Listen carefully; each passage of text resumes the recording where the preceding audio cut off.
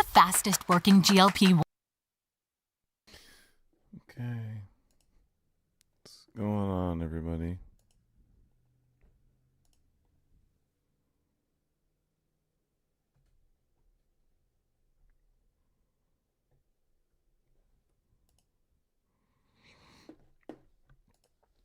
What's going on, everybody?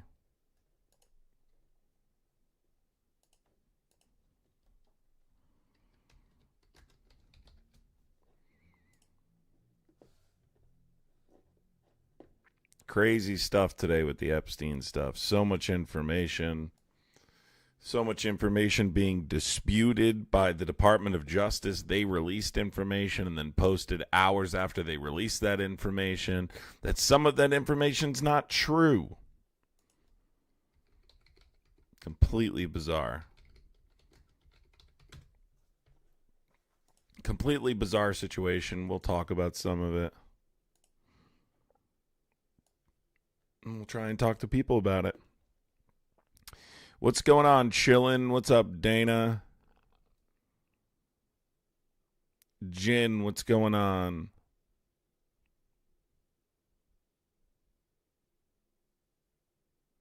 MN, what's going on? ASM, what's going on?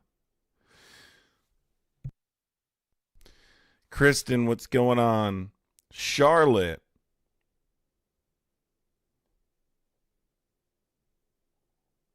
Ivy, Heaven.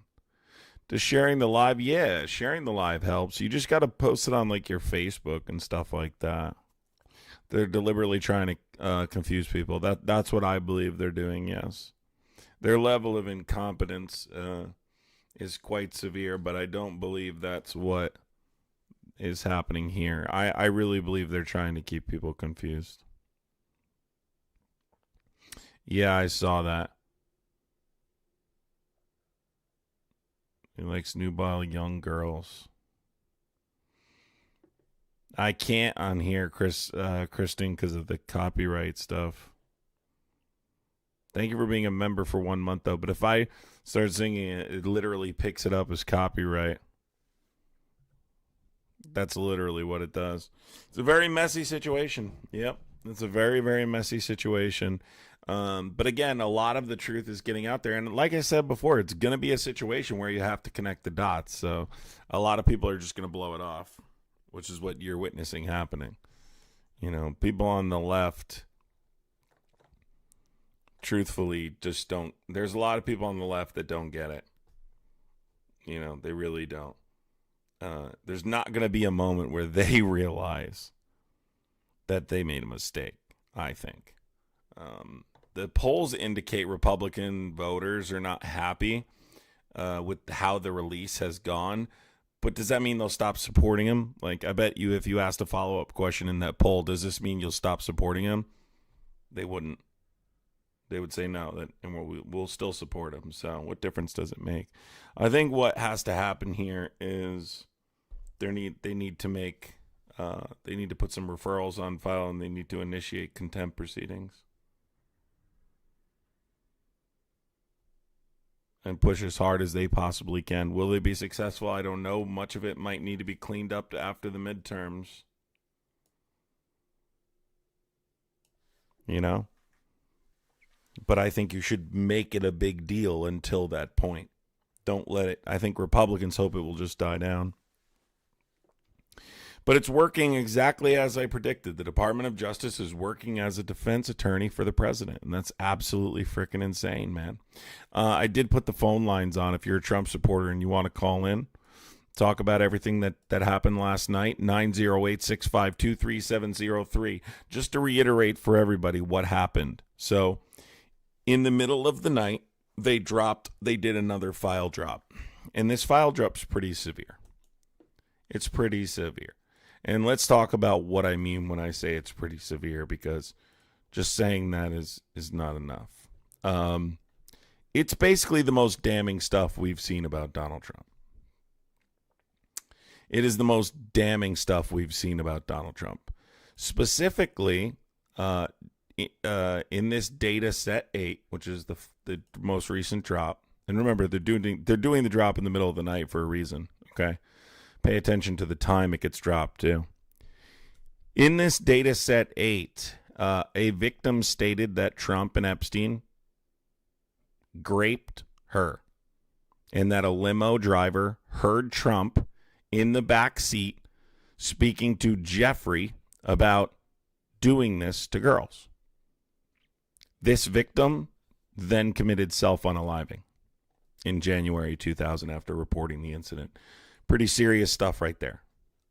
Pretty serious stuff right there. Not something you just blow off. And I'll put up, for people that weren't in the TikTok live earlier, let me pull up some of this proof, because I don't want to just say things without actually substantiating them. I want to make sure that actually pulling the stuff up here.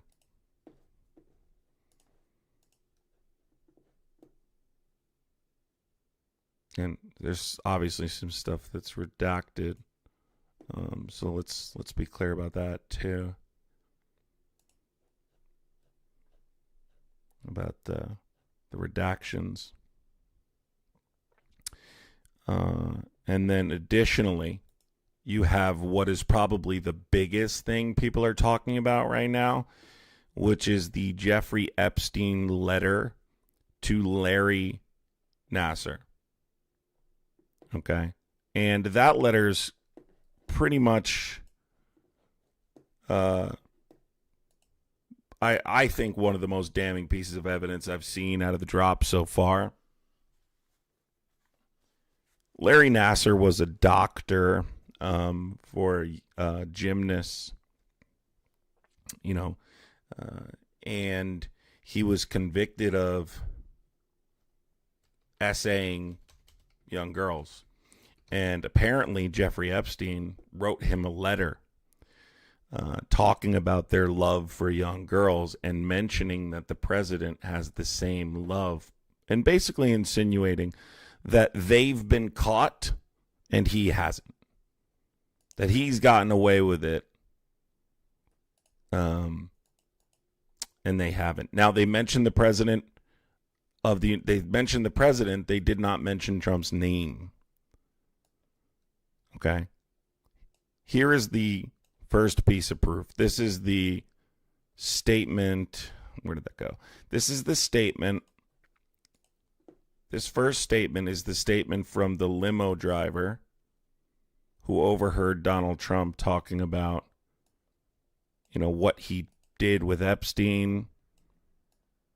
Okay. I'm just going to put these things on the screen. What he did with Epstein, it's up over here. That's the first one. The second one I'm going to put up here is the card. And we'll go through these individually, of course. We'll go through these individually. Only one MG Patch. Thank you so much for the Cash App. I really appreciate your support. Seriously, thank you so much. Only one MG Patch. I really appreciate you, seriously. Let me pull this up. Okay, here's the second piece of evidence. I'm going to blow this up for you guys so you can see really quick. This is the card. Okay.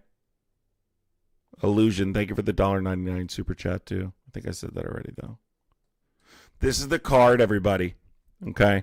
This is the piece of evidence a lot of people are talking about right now. And this is what I'm talking about when I said they mentioned the president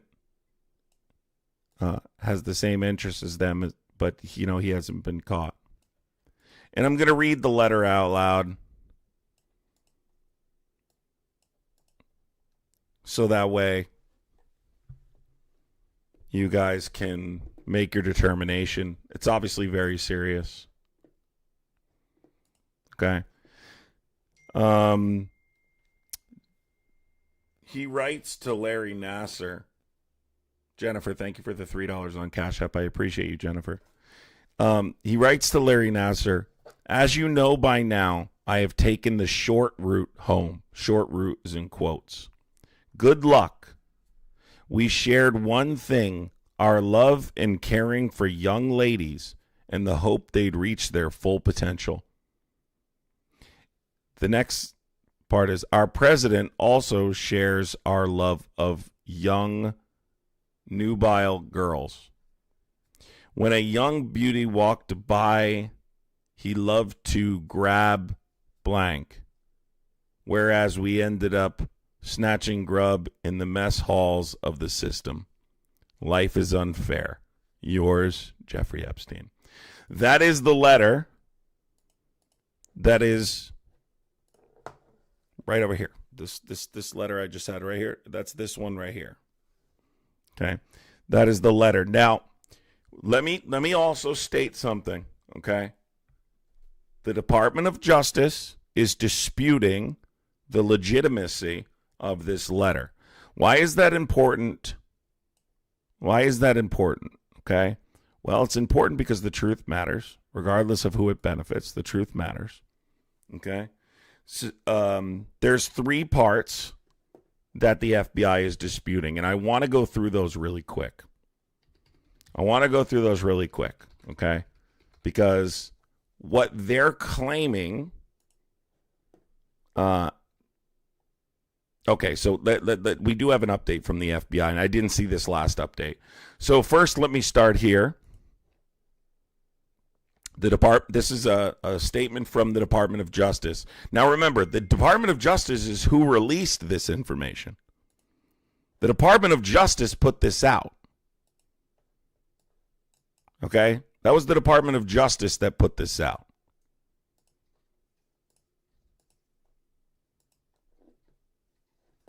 So it's important to recognize they're now disputing something they put out, which I find kind of strange. I mean, you're the Department of Justice. Why would you put something out not classified as misinformation or unfounded, and then afterwards say, "Oh, by the way, some of that information was misinformation"? That doesn't sound very professional. Maybe it's incompetence, or maybe they're trying to muddy the waters and confuse people. So let me read these statements by the FBI. I'm sorry, by the Department of Justice. The Department of Justice is currently looking into the validity of the alleged letter from Jeffrey Epstein to Larry Nassar, and we will follow up as soon as possible. In the meantime, 3 facts stand out. The postmark on the envelope is Virginia, not New York, where Jeffrey Epstein was jailed at the time. The return address listed the wrong jail where Epstein was held and did not include his inmate number, which is required for outgoing mail, and the envelope was processed 3 days after his death. Let's go through those claims. Okay. I want to also additionally say the FBI has come out and said this letter is fake. They're no longer saying they're investigating it. They're saying it's fake.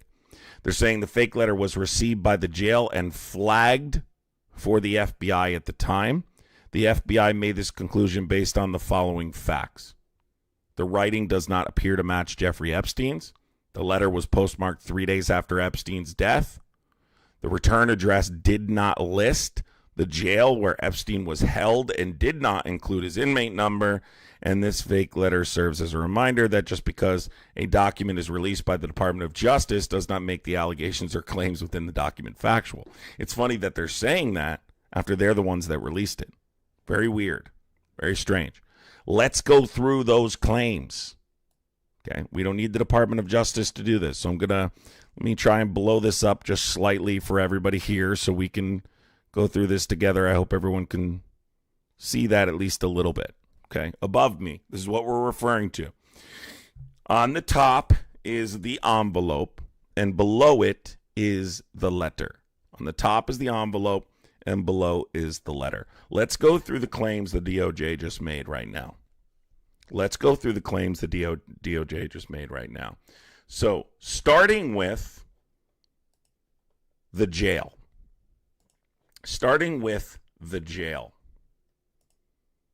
Okay? They said that the jail that's listed, Manhattan Correctional, is not the correct jail. From my research, that's not true. The Manhattan Correctional and Metropolitan Detention Center are the same jail. Number two, they stated it was postmarked for 3 days after he died. That is correct. But just because it's postmarked and stamped 3 days after doesn't mean it wasn't written 3 days before. He's in jail. Now, I don't know how those systems work, but I would assume they're not stamping the envelopes themselves. So there's two right off the bat. Manhattan Correctional and MCC are the exact same prison, so that a jail, and the 3 days after doesn't prove anything because he's in prison. So why would that be proof, right? Let's go a step further. What's another claim here? Let's look through it.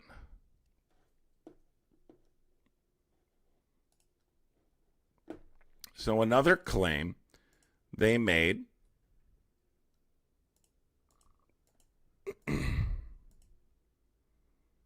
listen, Republicans, if you're going to cry in the chat, just call in, okay? We know you're PDFs. That's why you get majorly upset by this information. Just shut up, all right? Your incompetence is astounding. Just stop speaking. Do more listening than you do talking.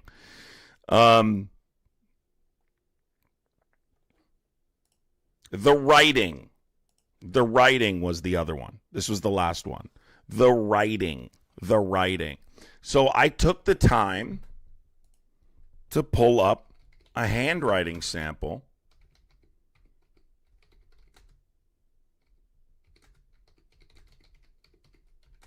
of Jeffrey Epstein. And I disagree with that statement. I disagree with what they're saying. Let me pull up an example here for everybody to take a look at.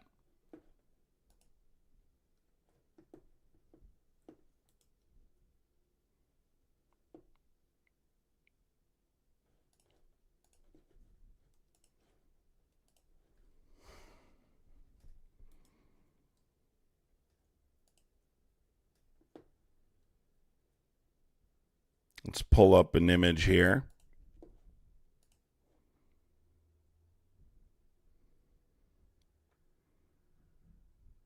Mods, just silence these clowns. They're literally hitting subscribe so they can talk shit. Just silence them. They need to call in if they want to dispute what I'm saying. We don't debate people from the chat, Muppets. We all know what happens when they call in. We all know. We've seen it time and time again.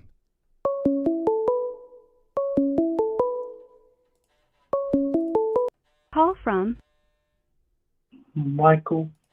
Yeah, Michael, how old are you?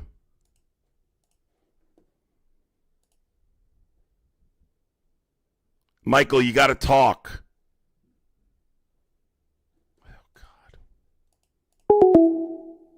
You can't just call in and breathe into the microphone, Michael.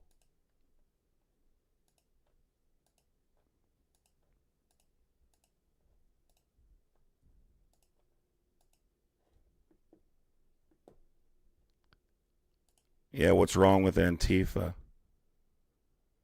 What's wrong with Antifa, Muppets?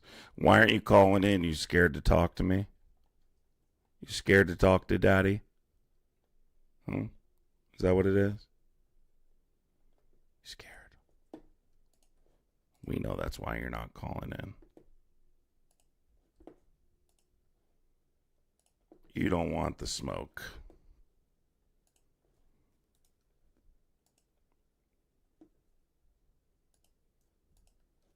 They're in chat like, innocent.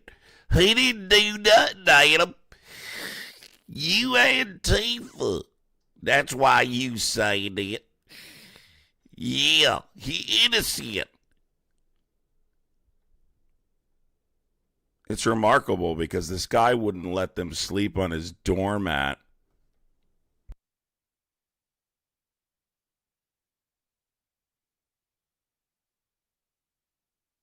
But yet they trust him with their life. You know why it is? Because they don't really care. They've never really cared about this stuff. This stuff's not important to them.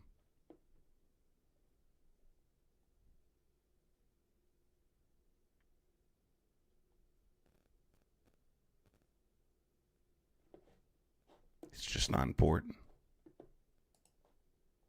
Never has been. Call in.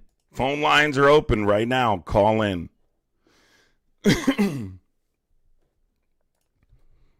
See if I can bring this other one up now. This is the other piece of evidence I think was the most substantial, at least for the things that I've been talking about. And that's related to Kash Patel.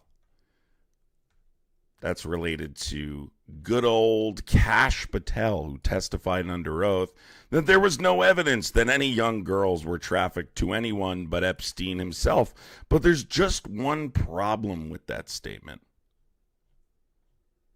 There's evidence, and there's factual allegations that prove that there was a conspiracy involving multiple people. At least 10 co-conspirators. At least 10 co-conspirators were involved. At least 10, folks. Let's bring up that piece of evidence now. And I'll make these big for everyone to see. I think I'm going to compile all of this together. I'm basically taking every drop. Here's the other one. So as you guys can see, hopefully you guys can read this. Guys, take a second to read this. Take a second to read this.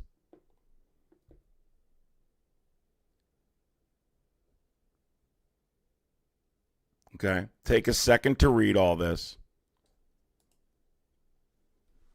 We're going to go through everything here.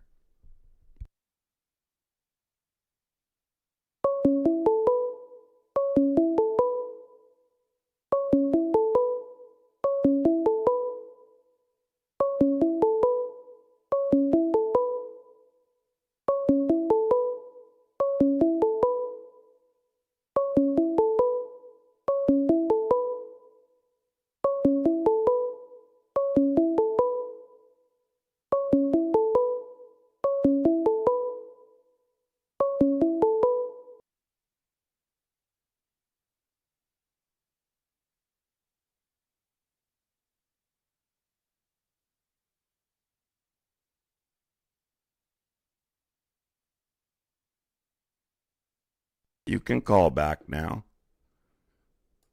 I had to walk away for a second. All right, and here's this piece of evidence for everybody here, okay?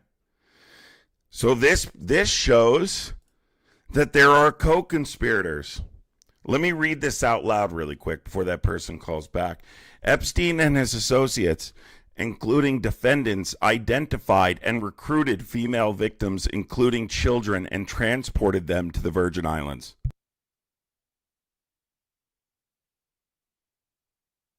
This is where they were abused and injured. Epstein, through and in association with defendants, trafficked, raped, and schmexually assaulted and held captive underage girls. In black and white.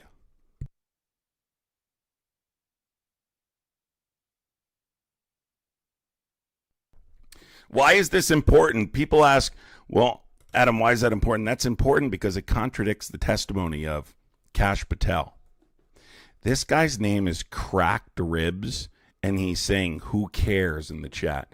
Why don't you call in there, Cracked Ribs Chris? Let's hear from Crack. Why are you calling from an unknown number? Why are you calling from an unknown number? I cleared to the. I don't pick up unknown numbers, guy. Nobody calls from an unknown number unless they plan on doing something stupid. Heather, thank you so much for the $4.99 super chat. Have you read the Lake Michigan document? You can search that, and it's disturbing. They're all disturbing, but yes. They are all disturbing. So Kash, look, we knew Kash Patel lied, obviously, right? That's not the point. The point is you have proof now. So let's go through these again. I want you guys to have these documents. They're important. These are 3 of the most relevant documents. So let me go through one more. There's one more I need to point to here. Okay? There's one more I need to point to here.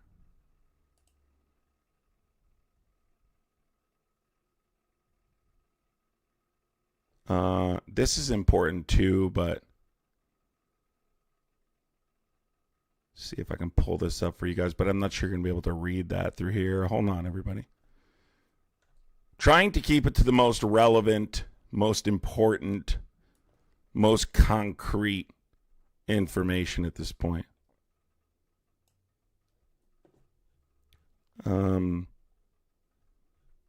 So we got that up. We got the stuff that contradicts Patel. We have the limousine driver. Let's take this call while I'm looking this up.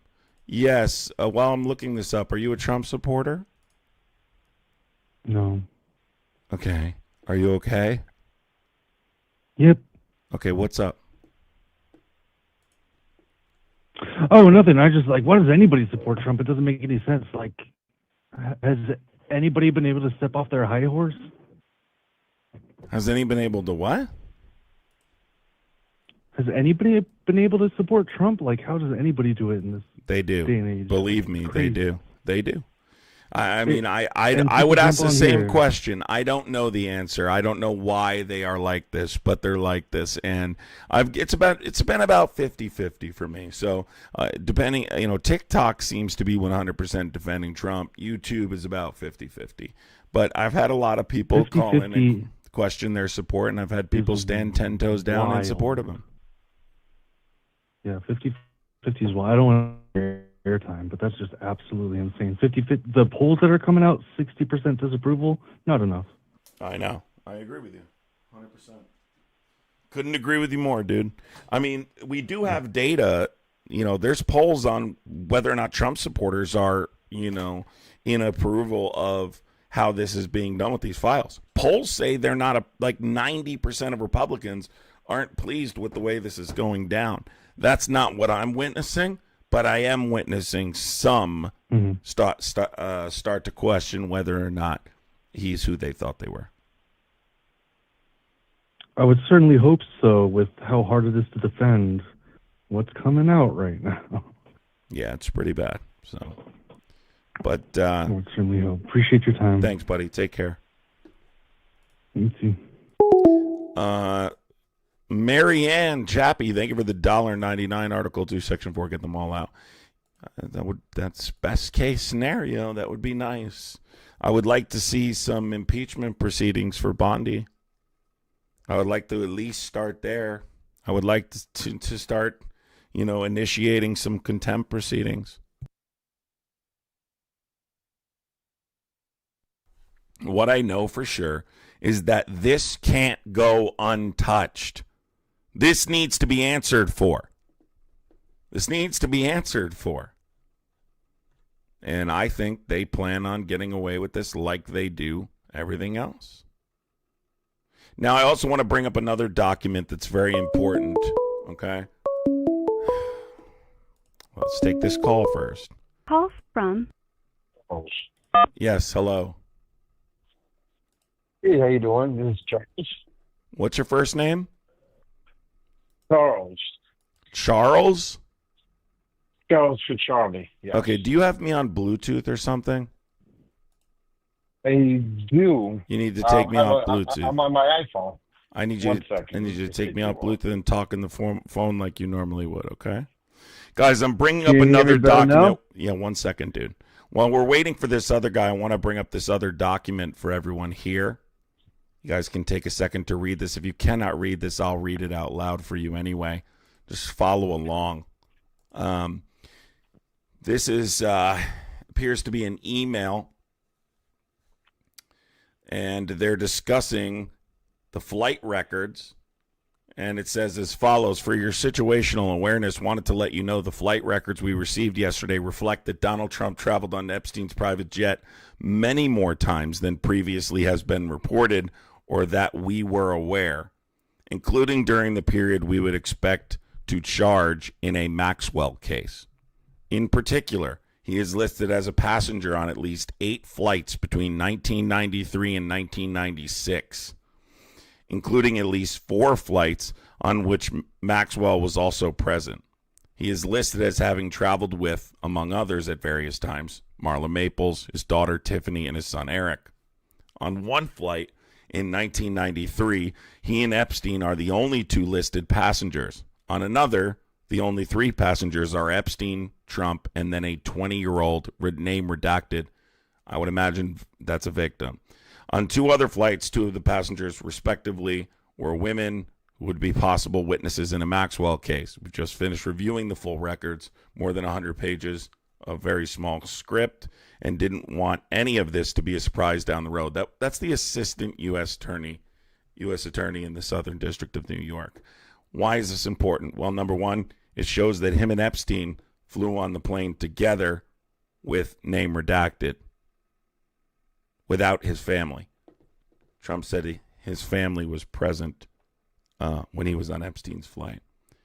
A lot of this stuff and I said before, it reveals that it's more than what he previously disclosed publicly. What's your first name?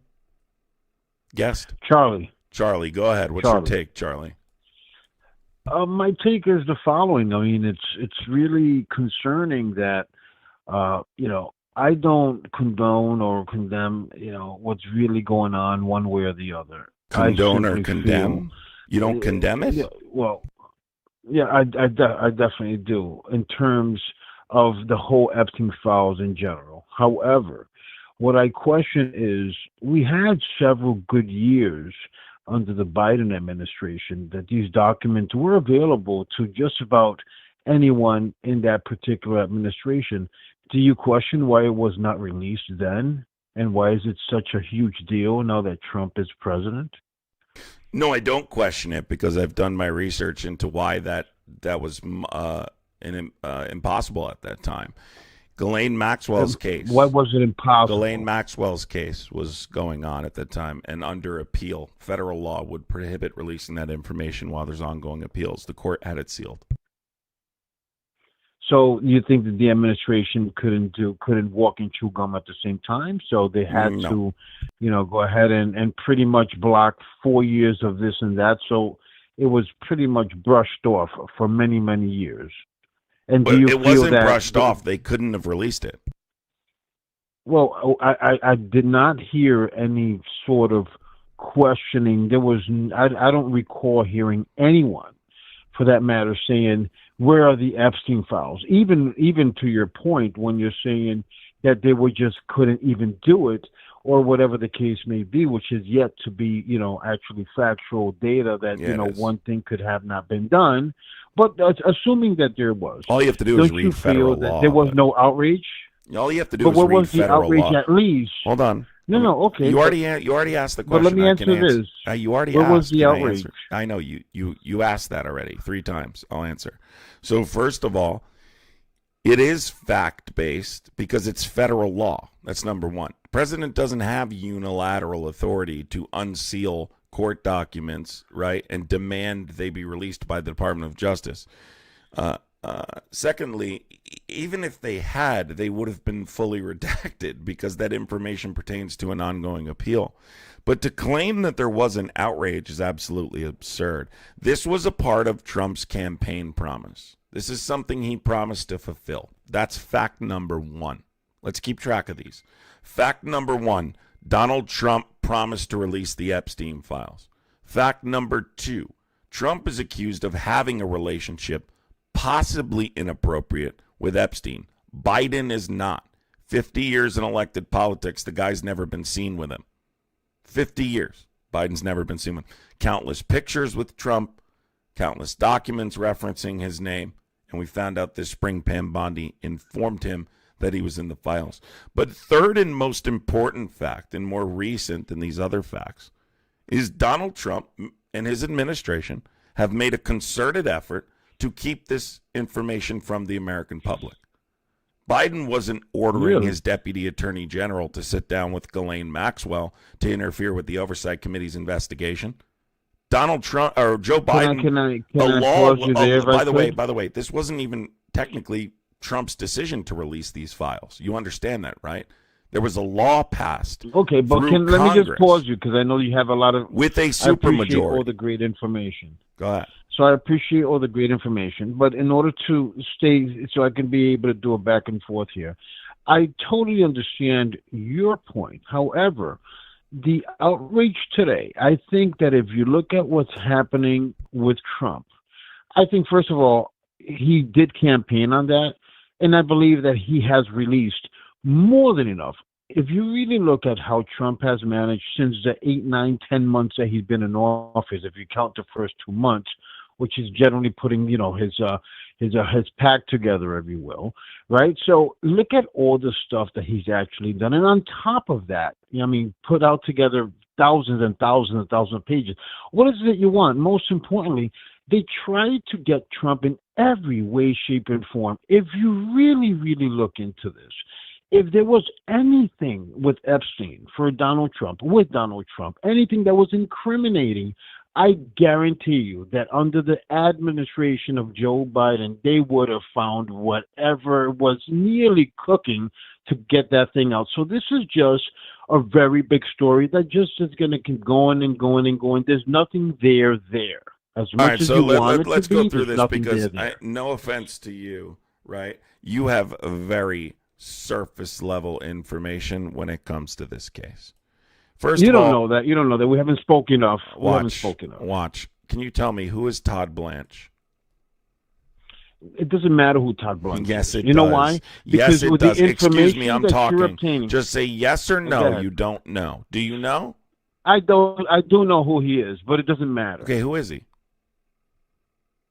I'm hearing you out. Who is he? I heard of him. I don't know who he is. I heard. That's of why him. you But can't again, understand. You can't understand, right? Because you don't know you don't even know who the players are. Todd Blanche was Donald Trump's personal attorney, defended him in his criminal cases. He's now the deputy attorney general. He was standing next to Trump when he got his unconditional discharge in the state of New York in the falsifying business records side campaign finance violations case. Todd Blanche is the deputy AG. He's the guy who's calling the shots here. Okay, he's the guy who was on Meet the Press defending the president. The Department of Justice, their role is to protect the interests of the American people. To simplify this conversation, okay, they are in violation of federal law. The Epstein Transparency Act passed Congress with one nay vote in the House and passed with unanimous consent in the Senate. Had a supermajority. It was a veto-proof bill. The president signed it, had no choice, right? Prior to that bill passing, Donald Trump made a concerted effort, along with the Department of Justice and the FBI, to interfere with the American people getting access to this information. Okay? That is impeachable. Now that we're discovering this information is far beyond what he previously disclosed publicly. And now we're learning potentially criminal. Forget unethical. We're talking criminal, right? That is grounds for removal. That is grounds. That's grounds for removal, sir. Listen to me. That's grounds for removal. Let me just give you one example. Let me give you one example of what I'm talking about before you go. I just want you to hear me out. You know Ghislaine Maxwell, right? Yes. Okay. She's a convicted sex offender. She was in prison in Florida. When Donald Trump was calling this a hoax, right, after Pam Bondi informed him he was in the files, the Oversight Committee said, we're going to subpoena her testimony. And a day later, Todd Blanche flew down, sat down with her, had a proffer session, and then moved her to a minimum security prison after spending 2 days with her. You know what we got from that meeting? That Donald Trump, she never witnessed Donald Trump in a private setting, and she never witnessed Donald Trump act inappropriately. Well, guess what? These files say otherwise. The emails subpoenaed by the Oversight Committee using their congressional subpoena power says otherwise. All of this stuff says otherwise. So Ghislaine Maxwell was rewarded for lying about the president's involvement with Jeffrey Epstein. Does that bother you? That's one of many examples that I'm talking about. Why would the Deputy Attorney General, with no ongoing investigation, randomly decide to go sit down for a proffer with an already convicted sex offender and then reward her for whatever she said to him, which we now know is basically nothing. Trump is not a dirtbag is basically what she said. So what do you think is good? Well, if assuming that everything that you said has been nailed to the truth and is the outcome of this ultimate, investigation, do you really feel, you mentioned impeachable, you mentioned some very, very heavy accusations. Mm-hmm. Do you really think this is where this is all going to end up? Do you really think this is all going to end up? Let's be clear. When is enough enough? Let's be clear. That's why I tried to just keep you wanted to. I can go deeper, and I don't say things unless I can substantiate them. But I will say this: the Epstein Transparency Act demanded all files be released, non-exempt, in downloadable format for the American people within 30 days. That was Friday. Today's Tuesday, and they still haven't released all of the files. For that act alone, that's obstruction of justice. Pam Bondi should be removed, and so should Todd Blanche.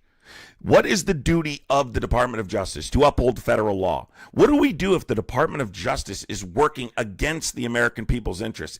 Would you agree it's in the best interest of the American people to have these files on Friday? I do agree. Good. Then you would agree this is a problem then, that they're blatantly and admittedly breaking the law. I believe that this is a problem, respectfully. I believe that there is a problem, but I just don't think Trump is the problem. I think that there's just more to it than what meets the eye.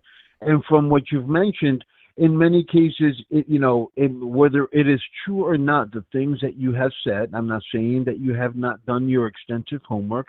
My thing is that if there was anything there, these people have been going out for Trump. The Democrats in general have been going for Trump for literally blood. Do you really think that they're going to be sitting on files for 4 or 5 years and there will be something there for Trump? It would have not been released. You would have been seeing the pictures, the rocks, anything, parties, anything mentioned. It would have been out already because they go out for blood for Trump.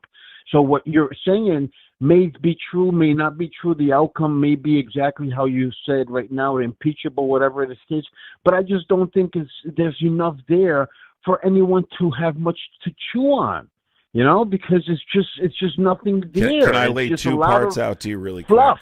A lot of fluff. I want you to listen to me because your argument, right, is heavily relying on the fact that Democrats didn't release it during Biden's administration, which you need to do more research on. The Ghislaine Maxwell appeal was underway, and therefore these files were sealed by the court. So that will ease your concerns there. But I just want to say something very quick, and I think a lot of Trump supporters need to consider this, and people on the left as well, or people just opposed to or outraged about what Trump's doing here.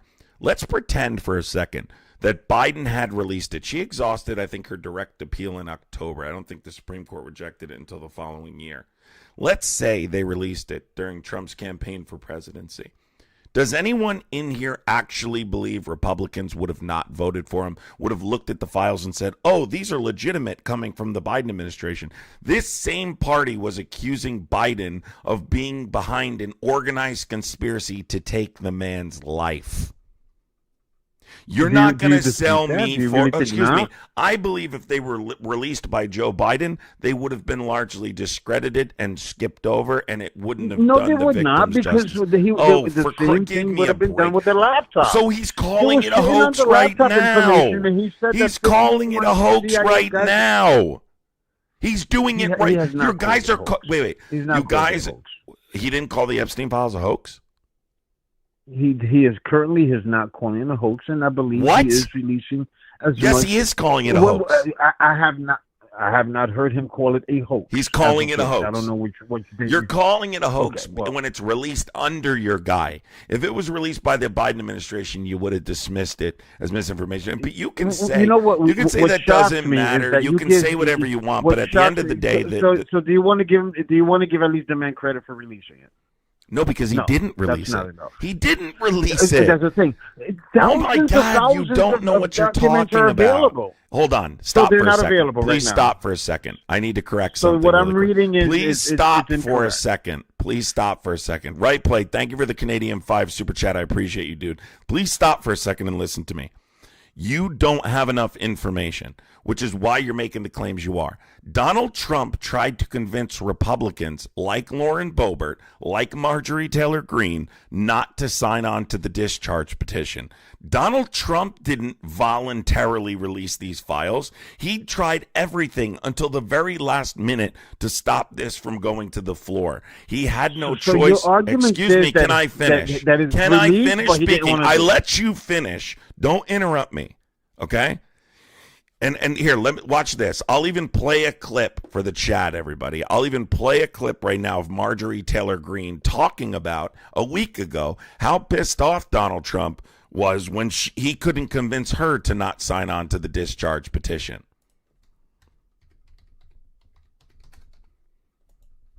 I'd like to ask you a Hold question. on, I'm not done. I need to prove my point because what you just said is so far off base, it's not even funny. Okay? Let's take a listen, folks. Go ahead. We did talk about the Epstein files, and he was extremely angry at me that I had signed the discharge petition. That is Marjorie Taylor Greene talking about how pissed he was she signed the discharge petition. Lauren Boebert was brought to the Situation Room why he tried to convince her to not sign on the discharge petition. It was going to once it got to the floor, there was only one nay vote in the House. It passed with unanimous consent in the Senate. Do you know what unanimous consent means? I know what unanimous consent is, and I saw it when Mayor Johnson announced it as well. What does unanimous consent mean? What does it mean? Unanimous consent that everybody, including Democrats, bipartisan. Go ahead. I think it was So 100 470 senators votes or something greenlit like the that. bill. So what does it mean when a bill has a supermajority like that? You green light. You got to do what you got to do. It's a veto-proof bill. He has to sign it. You can override a veto. He had no choice. There was overwhelming bipartisan support. Donald Trump did not release these. They passed a bipartisan piece of legislation that forced the release from the Department of Justice within a 30-day window. They didn't follow the law. Now they are in blatant violation of the law Saturday, Sunday, Monday, and today. And furthermore, the redactions were not explained, which is also something the law specifically So let me ask you states. this. Can I ask you a question? Mm-hmm. So right now, regardless of who, because what you're saying is, it was because of the law passed that you're seeing whatever documents are available, that it wasn't directly Donald Trump that said, release the files. Okay, I'll give you that. But there has been documents that has been released that were not released within 4 years. Is it enough for you right now, even though it could have been Tommy or Jerry who released it? Is it not enough? Is it still not enough? No, because why would it be enough? What do you mean? When is enough? Well, how many files? 100% of the files is when it will be enough. Okay, so I when demand 100% the of the American files are people there, get to see the truth. The American people deserve the truth. These corrupt government slime balls and PDF files in our government need to go. Absolutely. This is agree not about 1000% political on parties and their affiliation. Well, 100% of the and most of the files. storyline, if that's how you feel, every other sentence will not say Trump, because you're more concerned about Trump wanting to be. He's you're the more hopeful president that Trump of is the involved United States, rather than the. But my point is, you're more concerned. How long have you watched me? Wish 5 upon, minutes? No, hold on. Oh, you're more concerned and you wish upon more that Trump is in these files rather than the files being released itself. That's what I feel. That's not Every true. other sentence How long is have you Trump watched Trump. me? 5 Have minutes? Have you mentioned Bill Clinton? Have you Have watched me mentioned Bill before Clinton? today? Because I talk about people. I mean, I've seen a lot of pictures. I talk saw a lot of about pictures of Bill everybody. Clinton. If you had, I talk about everybody. I talk about everyone. I don't care about political affiliation. But I will say the only people defending politicians when it comes to the Epstein files are MAGA. Consistently, I don't MAGA think so. is I don't think so. defending That's Trump. not true. Why do you see Democrats not rushing to defend Bill Clinton anywhere? They don't even want to mention it. It's so bad. What? That's how bad it is. Give me an example. That's how bad it is. Give me an example. When you look at the media, Yeah, anything, they're talking Trump about would trip. Wait, hold on a second. Hold on. You asked me a question. Trump would trip and with his shoelaces, and that would be top media. The actual media today, which is CNN, MSNBC, name it, they haven't given zero airplay to the Bill Clinton files that have been released. Zero airplay. That's very biased. You have to admit to that. That's not true. I literally, the first thing I saw this morning was stuff about Bill Clinton on CBS. It's just not true. If anything, very, very, very little airplay. Come on. Listen, you you're have being to be dishonest, honest on this. and listen, you love Donald Okay. Trump for whatever reason. I'm not even a Trump supporter. Oh, I don't even care. I'm just caring about the files. I hear this. I I see it how it is. I know. I hear this You know, all the time. I'm not not- even a Trump supporter. Everybody. I'm just willing to defend him All right. for potentially committing the I'm not worst defending category him. of I'm not crime we've ever defending seen a him. president commit. Really, because you know what? Yeah. If I Really. and you were chilling down at the locker room, you and I know that there's a lot of locker room talk that goes inside the locker room. What? So everybody pretends like this shit is.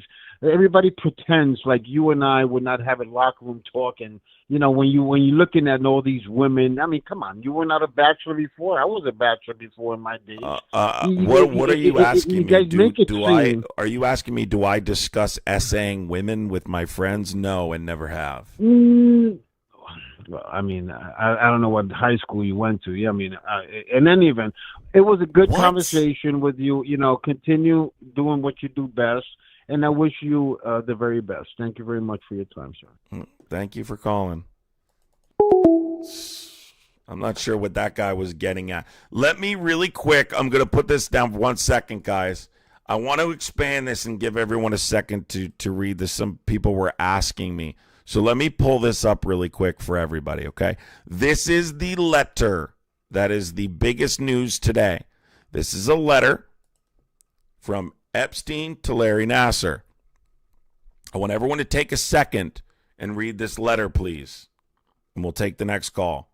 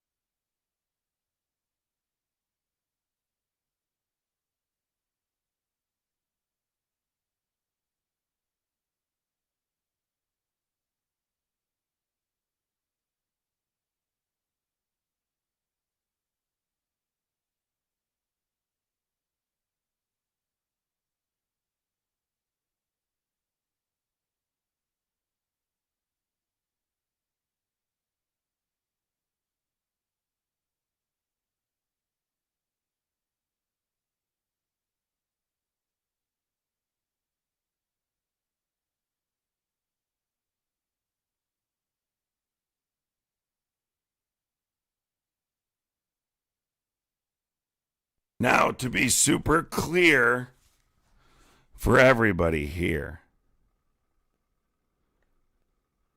210 Rain Christopher, thank you so much for the $49.99 super chat, dude. Appreciate you. Thank you so much, W Christopher in the chat. All right, everybody read this. That was the Larry Nassar document. Okay. Why is that important?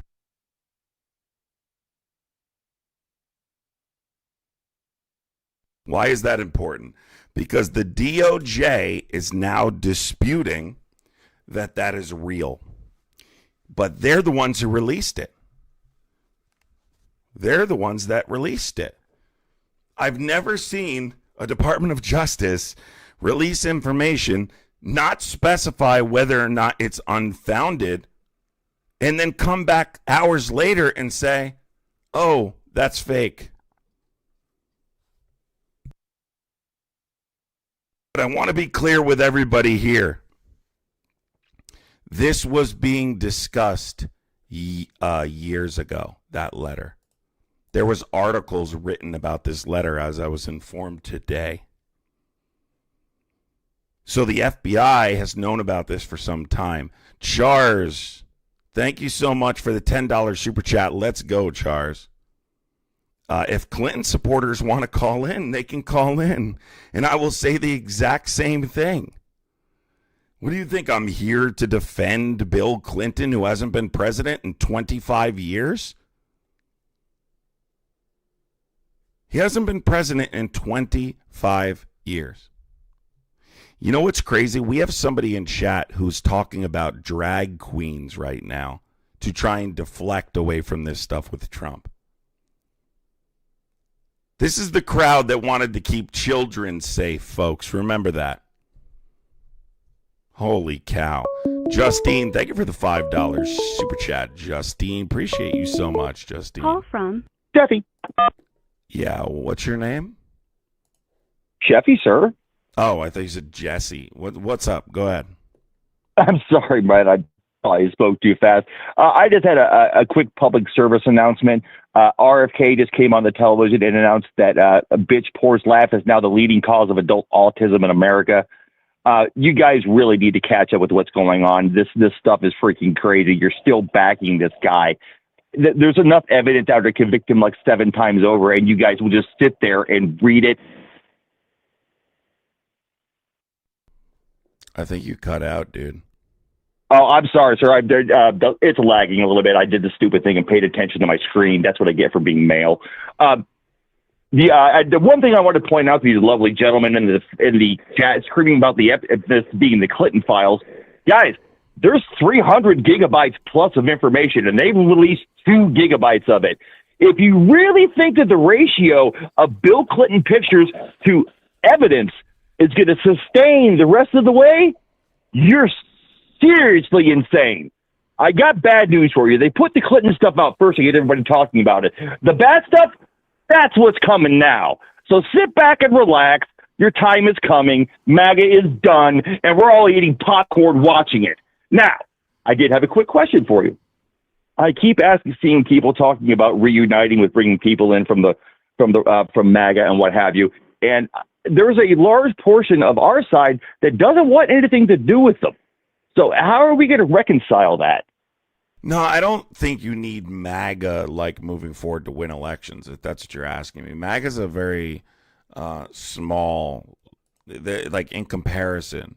Those unwavering MAGA supporters, you don't really need them. I mean, I think a lot of people say that with the understanding that it's impossible to convince them. So why even bother? I think that's more or less what people say. Now, I don't think you should ever turn away anyone who's willing to learn. I think if people are willing to learn, I will always give them an opportunity to learn and do better. That doesn't mean I have to forgive them. So I can do both, right? And I do both. If someone comes, and I've talked to people like this before, right? If I'm talking to someone and they're like, "Hey, I did this, but I don't want to do this anymore, and I'd like you to answer these questions," and I answer them, and they like the answers, and they decide they're not going to support them anymore, I will encourage them to move forward in that direction. That doesn't mean I have to forgive them as well. I can be angry that people voted for him 3 times and still encourage them to do better. So, well, you handled this masterfully, sir. You know when to stay calm and when to get on them, and that's better than I can do. I'm just angry. So props to you, sir. I'll take up no more of your live, my man. Thanks I appreciate you. Appreciate Have a very Merry Christmas. You too. Take care. Yeah, it's been a rough go the last 10 days or so, but we've talked to a lot of people. A lot of people have come around since we've had these conversations. A lot of people like, hey, you know what? I agree with you. I think you're right. A lot. So that's what matters, and you're just trying to provoke thought. That's what matters. You're trying to provoke thought and bring people the correct information. Right? I'm not coming on here and not mentioning the fact that the DOJ is disputing the legitimacy of this letter, right? It's important to mention that. But then it's also important to explain why I don't think they're telling the truth. So I put out all of the information and just hope people can make the right decision. I'm not trying to trick them, John P., why don't you call in, John P., and stop fucking crying in the chat? Why don't you call in, okay? Why don't you call in? All right, I'm turning the phone lines back on. Let's get a call. Falconry, you can call back in. Let's go. Phone lines are back on. No amount of evidence will convince a fool that they are wrong. Look, it goes back to the quote I say all the time, Mark Twain. It's easier to fool people than to convince them that they've been fooled. It is much easier to fool people than to convince them that they've been fooled. And if it comes out full-blown that he engaged in this predatory behavior, they would have to admit they were fooled. Hey, hold on one. All right, no, that person dropped. Okay, what's up? What's your first name? Mavis Pruitt. My first name's Mavis. My last name's Pruitt. Your first name's MAGA? No, Mavis. Mavis. Okay. Are you a Trump supporter, Mavis? I'm an independent, but I voted for Trump. That's what I hear every single. It's amazing how many of you are independent but voted for Trump. But go ahead, Mavis, break it down. What's up? Well, I was scrolling through the shorts on my. We know how you got here. What's your take on the topic? Well, would you let me finish, please? You just cut me off. I have a bunch of callers, so what's your take on the topic? I think that people should turn to Christ, quit blaming everybody else for their own problems. Okay, and what do you mean by that? Who's doing that? Who's blaming someone for their problem? I think that instead of taking Trump for face value, let him be him like you did with Biden and other presidents before him. Just let Trump cook. Let him be him for the 4 years that he got into office. If Epstein, these files were that the Democrats had for 4 years, and then before that, because Epstein was caught way back in the early 2000s, they would have never let Trump get this far. So, ma'am, first of all, the Biden administration couldn't have released it because the Ghislaine Maxwell appeal was ongoing. But did you say let Trump be him? So even if Trump did engage in this category of crime, we should still allow him to be president? Well, let's see. They let Hunter Biden engage in a lot of cocaine deals and illegal things with China, even the quid pro quo that Joe Biden did on television. And they let him be president. Ma'am, are you comparing that to cocaine use to PDF, or pedophilia? I mean, those things aren't comparable. Well, you don't think? Excuse me. I'm sorry. I didn't mean to interrupt you. I apologize. But you don't think Hunter Biden had a few encounters of his own? There's never been any evidence of Hunter Biden engaging in that category of crime. There has been nothing that has shown that Trump has done anything. What are you talking about? We're literally talking about evidence that shows stuff now. Yes, I know that. That's all you're doing is talking. What else would I do? A little dance? Well, now you're just being cynical. Well, what else would I do than talk? That's what I do. I talk. You know what people need to do is to pull the plank out of their own eye before they try to pull the speck out of somebody else's. That's all I'm saying. Let Trump do his job while he's in there. If you've got something, or if the Democrats or whoever it is that's going after him, have something substantial to get him with, then get him. But stop with the talking. They passed a law. Ma'am, can you hold on a second, please? We heard you say that already. Can we please respond now? There was a law passed, through Congress that forces the Department of Justice to release all files related to Epstein by Friday at midnight. They didn't do that. So they're in violation of federal law. They're breaking the law. Are you saying the American people shouldn't speak out against the administration breaking the law? They didn't do it for any of the rest of them. Ma'am, we've never had a president that's accused of engaging in this specific category of crime. This is the most infamous, longest-running human trafficking ring we've seen. Oh, you're wrong there. With billionaires and high-profile, high-powered businessmen and politicians. Why are you so you don't care at all about accountability here for these people? Sir, I was abused as a child. I was raped as a child. Ma'am, no, and I'm sorry for that, but please don't say that here, okay? That I asked you a question. Should we not hold these people accountable? Doing something that you don't know for certain that he did, and yet someone that has been there and done that says, let's pull the plank out of our own eye before we try to pull a speck out of somebody else's. I'm not saying that Trump isn't guilty, but I'm not saying he is. Ma'am, why are you telling the American people, and because you keep making this about Democrats, why are you telling the American people not to speak out? I'm an independent. But I didn't say anything. It's I said it's all okay to presidents say take you're responsibility. listen, every Trump supporter says they're independent. Okay? You all say you're Well, I independent. voted for Ma'am, why should the American people I be voted for quiet? Carter. Why should the American people be quiet if their administration is breaking the law? That's the question. Okay, the answer is because all is sin and short of the glory of God. All is sin. I'm sorry, you'll have to repeat that. What'd you Romans say? 3:23. Say that again? Romans 3:23.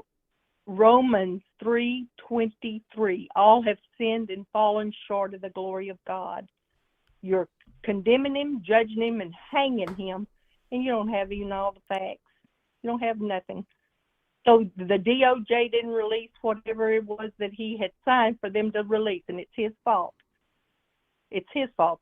Try his administration. What You branch should of the tell them to government? do it. What They branch did, what and he branch of the signed what branch of the government is the DOJ under? the judicial.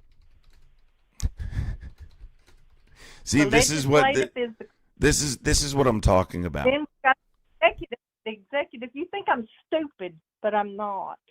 Just gave me I'm the not wrong answer. stupid.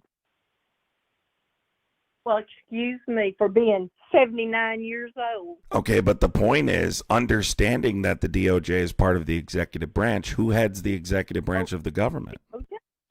Look, let me It's explain all- this to you. I'm going to try and explain this to you in the best way possible, okay? The Deputy Attorney General, do you know his name? That's Bongino. No, that is the Deputy Director of the FBI. Who's the Deputy Attorney No, General? I don't know. Okay. That's part of the problem and why you think there's a clear separation here. Trump appointed the Deputy Attorney General is his former personal attorney, Todd Blanche, who was just defending him in his criminal cases. That's the Deputy Attorney General.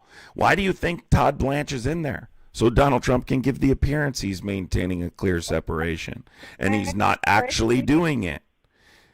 I said from the beginning that was a conflict of. Do you think it's a conflict of interest for his personal attorney, who was just working to keep him out of prison, fighting against the DOJ, to be now the Deputy Attorney General, and coincidentally the person leading the charge here, not in blatant violation of federal law, protecting the president, not releasing these files? You don't think that's suspicious at all? I don't think it's suspicious for the President of the United States to appoint anyone that he wants to surround himself with. And that's the problem. Start with. And that's the problem. You probably would, Yeah. You probably would have liked Matt Gaetz as Attorney General, probably, right? Who is that? You don't know who Matt Gaetz is? No, I do not. Oh, okay. Well, anyway, then I guess you're not going to understand. But the point is, okay, and MJ, thank you so much for the $5 super chat. Said Trump is the Antichrist. This lady is wrong in her beliefs. Of course, he's the Antichrist. Not We all another are one. Antichrist. Not another one with the $4.99 says ask the 79-year-old female if Hillary Clinton ran a background check on her. Oh, that's not the same person. Not another one. That's not the same person. But listen, here's what I'm going to say. And what's your first name again? Mavis? That is correct. All right. Now, and listen, we have different opinions on this, but your opinion, I must say, is quite egregious. I need to ask you, do you think Trump is a Christian? I think that we all have to find our own salvation. But I is don't he know a if Christian? He is or claims he is. It is not that would be judging him, and I'm not going to judge him. I have that in our right. Only God Almighty does that. Is your not husband a me. Christian? I'm widowed. Oh, is your My husband's dead. is anyone in your family a Christian too? Huh? Yes, I believe that they are. Okay, so you can say you believe that they're Christian, but you can't say you believe Trump's Christian? Yeah. I don't live with Trump. Oh, so you have to live with them, and then it's not considered judging? You have to, see, here's the thing. I want you to understand something, ma'am. Let me say one thing before you judge me. Let me say one thing, and you shall know them by the fruit that they bear. You tell me all the bad things that Trump's done since he's been in office. And I ain't even for Trump. I didn't even vote for him the first time. You voted for him this time. Yes, I did, because Biden had us going down the spiral. You know what got it for me with Biden? What? When he did that State of the Union address with the red back behind him that looked like he was standing up behind. You got to admit though that was kind of based. Based. Yeah, that was satanic. Don't you think it was kind of based though when he did that? And he was like, they're semi-fascist. That was kind of based, wasn't it? No, it was not. It was very satanic. You don't think that? You don't think that was all? You don't think that was at all based? No. All right. No, I think that what the majority of what happened to us, it was done because God is allowing it to happen. That's why I say Biden was put into office, because that's what God wanted Biden to do, is to be into office, to give us whatever. It's God's plan, not ours. That's all I'm saying. I'm not trying to be hateful or mean. No, I didn't say you were, but your one opinion that has me a little freaked out is how you kind of said it doesn't matter if he engaged in this behavior. We should still let him do his job as president. And that's a little disturbing to me, because the most powerful person in the world could be hurting. What if they're hurting more children? Quit judging him. You don't know that. Show me proof. Give me proof. Ma'am, there's been a bunch of evidence posted. There's been a lot of no. Okay, do you want to go through it? Do you want to go through it? MJ Linton, thank you so much. So first of all, let's break this down. MJ Linton, thank you so much for the $5. Let me say this really quick. Hold on, ma'am. I want to be clear about something. I don't need the Epstein files to prove that Trump is creepy. I'm not claiming Trump directly engaged in abuse. In fact, I think it's far more likely he knew about it and was around it, right? But I don't know. What I know is that it doesn't look good, and there's quite a bit of evidence now that's actually leaning more towards participation than before. So I didn't even expect to see as much as I'm starting to see now, but only a tiny bit of this has been released. Trump has made multiple statements in the past that are seriously troubling, whether it's going into the locker room of young teenage pageant members, saying he owns the pageant and that's why he's allowed to do it, so he can inspect the locker room. One of these girls was 15 years old, telling a 10-year-old girl, I'll be dating you in 10 years when she's going up the escalator. That's recorded. I could show you that right now. Him saying he grabs women without their consent. Ma'am, I don't need the Epstein files to prove Trump is inappropriate. Yeah, I heard that too. That's like our talk. I beg your pardon? What I'm saying is I can prove. Hear that. Well, you were trying to talk while I was still talking. What I'm saying is I can prove all of this without the Epstein files. So if you're making a case that nothing has shown he's creepy with women or children, I don't need the Epstein files to prove that. I can prove that without the Epstein files. Okay, I'm more concerned when it comes to the Epstein files right now. In fact, I didn't think before he tried to hold on. Listen to me. Before he tried to cover it up and keep it from the American people, I honestly didn't think they would find much of anything in there. I thought there was probably more than he disclosed publicly. But when there was a very obvious concerted effort to conceal it from the American public, that's when I knew there's got to be something serious in there. Has to be. Regardless. Not another one. Thank you for the $4.99. Says Biden's read speech of the union or whatever is satanic, but Trump's saying women is not satanic. What Bible is she reading? I do not know. Okay, go ahead, Mavis. Dear God in heaven, Biden with the, oh my gosh, Lord forgive them. They don't know what they do. Forgive them. I got to go, young man. Y'all need to turn first to the Bible and then determine who's guilty and who isn't. You're not judging me, are you? I'm not judging you. Turn to the Bible, son. Turn to the Bible. Y'all are judging him, and you ain't, if he was guilty, then God will handle it. God will, not you, not me. But Mavis, should we not be upset that they're breaking the law? Mavis couldn't gaslight me, and so she gave up, I guess. Eddie, thank you so much for the $20 super chat. Let's go, dude. Says Biden standing in front of the red part of the U.S. flag is satanic, but Trump committing adultery 3 times, once with a porn star. Well, everyone makes mistakes. Yes, happy Jesus Day. Exactly. Exactly. That's not satanic at all. No, he's an upstanding citizen, everybody. He's an upstanding citizen. I'm telling you, some of these people are heavily indoctrinated. It's insane. It is absolutely insane. Adam, read file EFTA0025. All right, let me copy and paste and see if I can pull this up. There's a lot of... have we gotten another dump yet? Have we gotten another dump? By the way, guys, make sure you hit the follow button. If you haven't hit the follow button, make sure you hit the follow button, hit the bell, so that way you know when I go live. She called Adam's son. Well, listen, she's an older lady, so I'm not going to be extraordinarily hard on her regardless. She's an older lady, so it's yeah. So I'm going to read the report this person just said in chat. Epstein record. Okay, hold on. Let me bring this guest up here. Call from. Hi, what's your name? Ross. What's your name? Ross. Okay, Ross, do you have me on Bluetooth? No.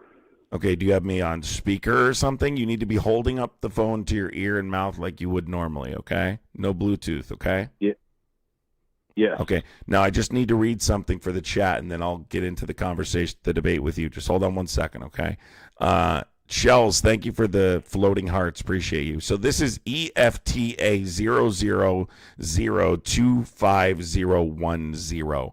I'm going to bring this up on the screen afterwards, but let's take a second to read this.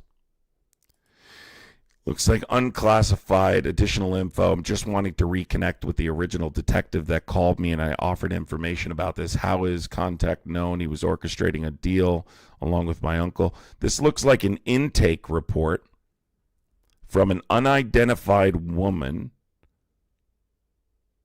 who's claiming that Epstein trafficked her when she was 13 years old, and also claims she was raped by Trump, who later witnessed her newborn daughter be unalived and disposed of on a yacht. Not kidding. This is the Lake Michigan thing. I did see this earlier today, I believe, but I should bring this up on here. Let's bring this up for everybody. I'm going to give everyone a chance to see these documents. We're not going to make accusations or make claims. Again, everything is alleged at this point.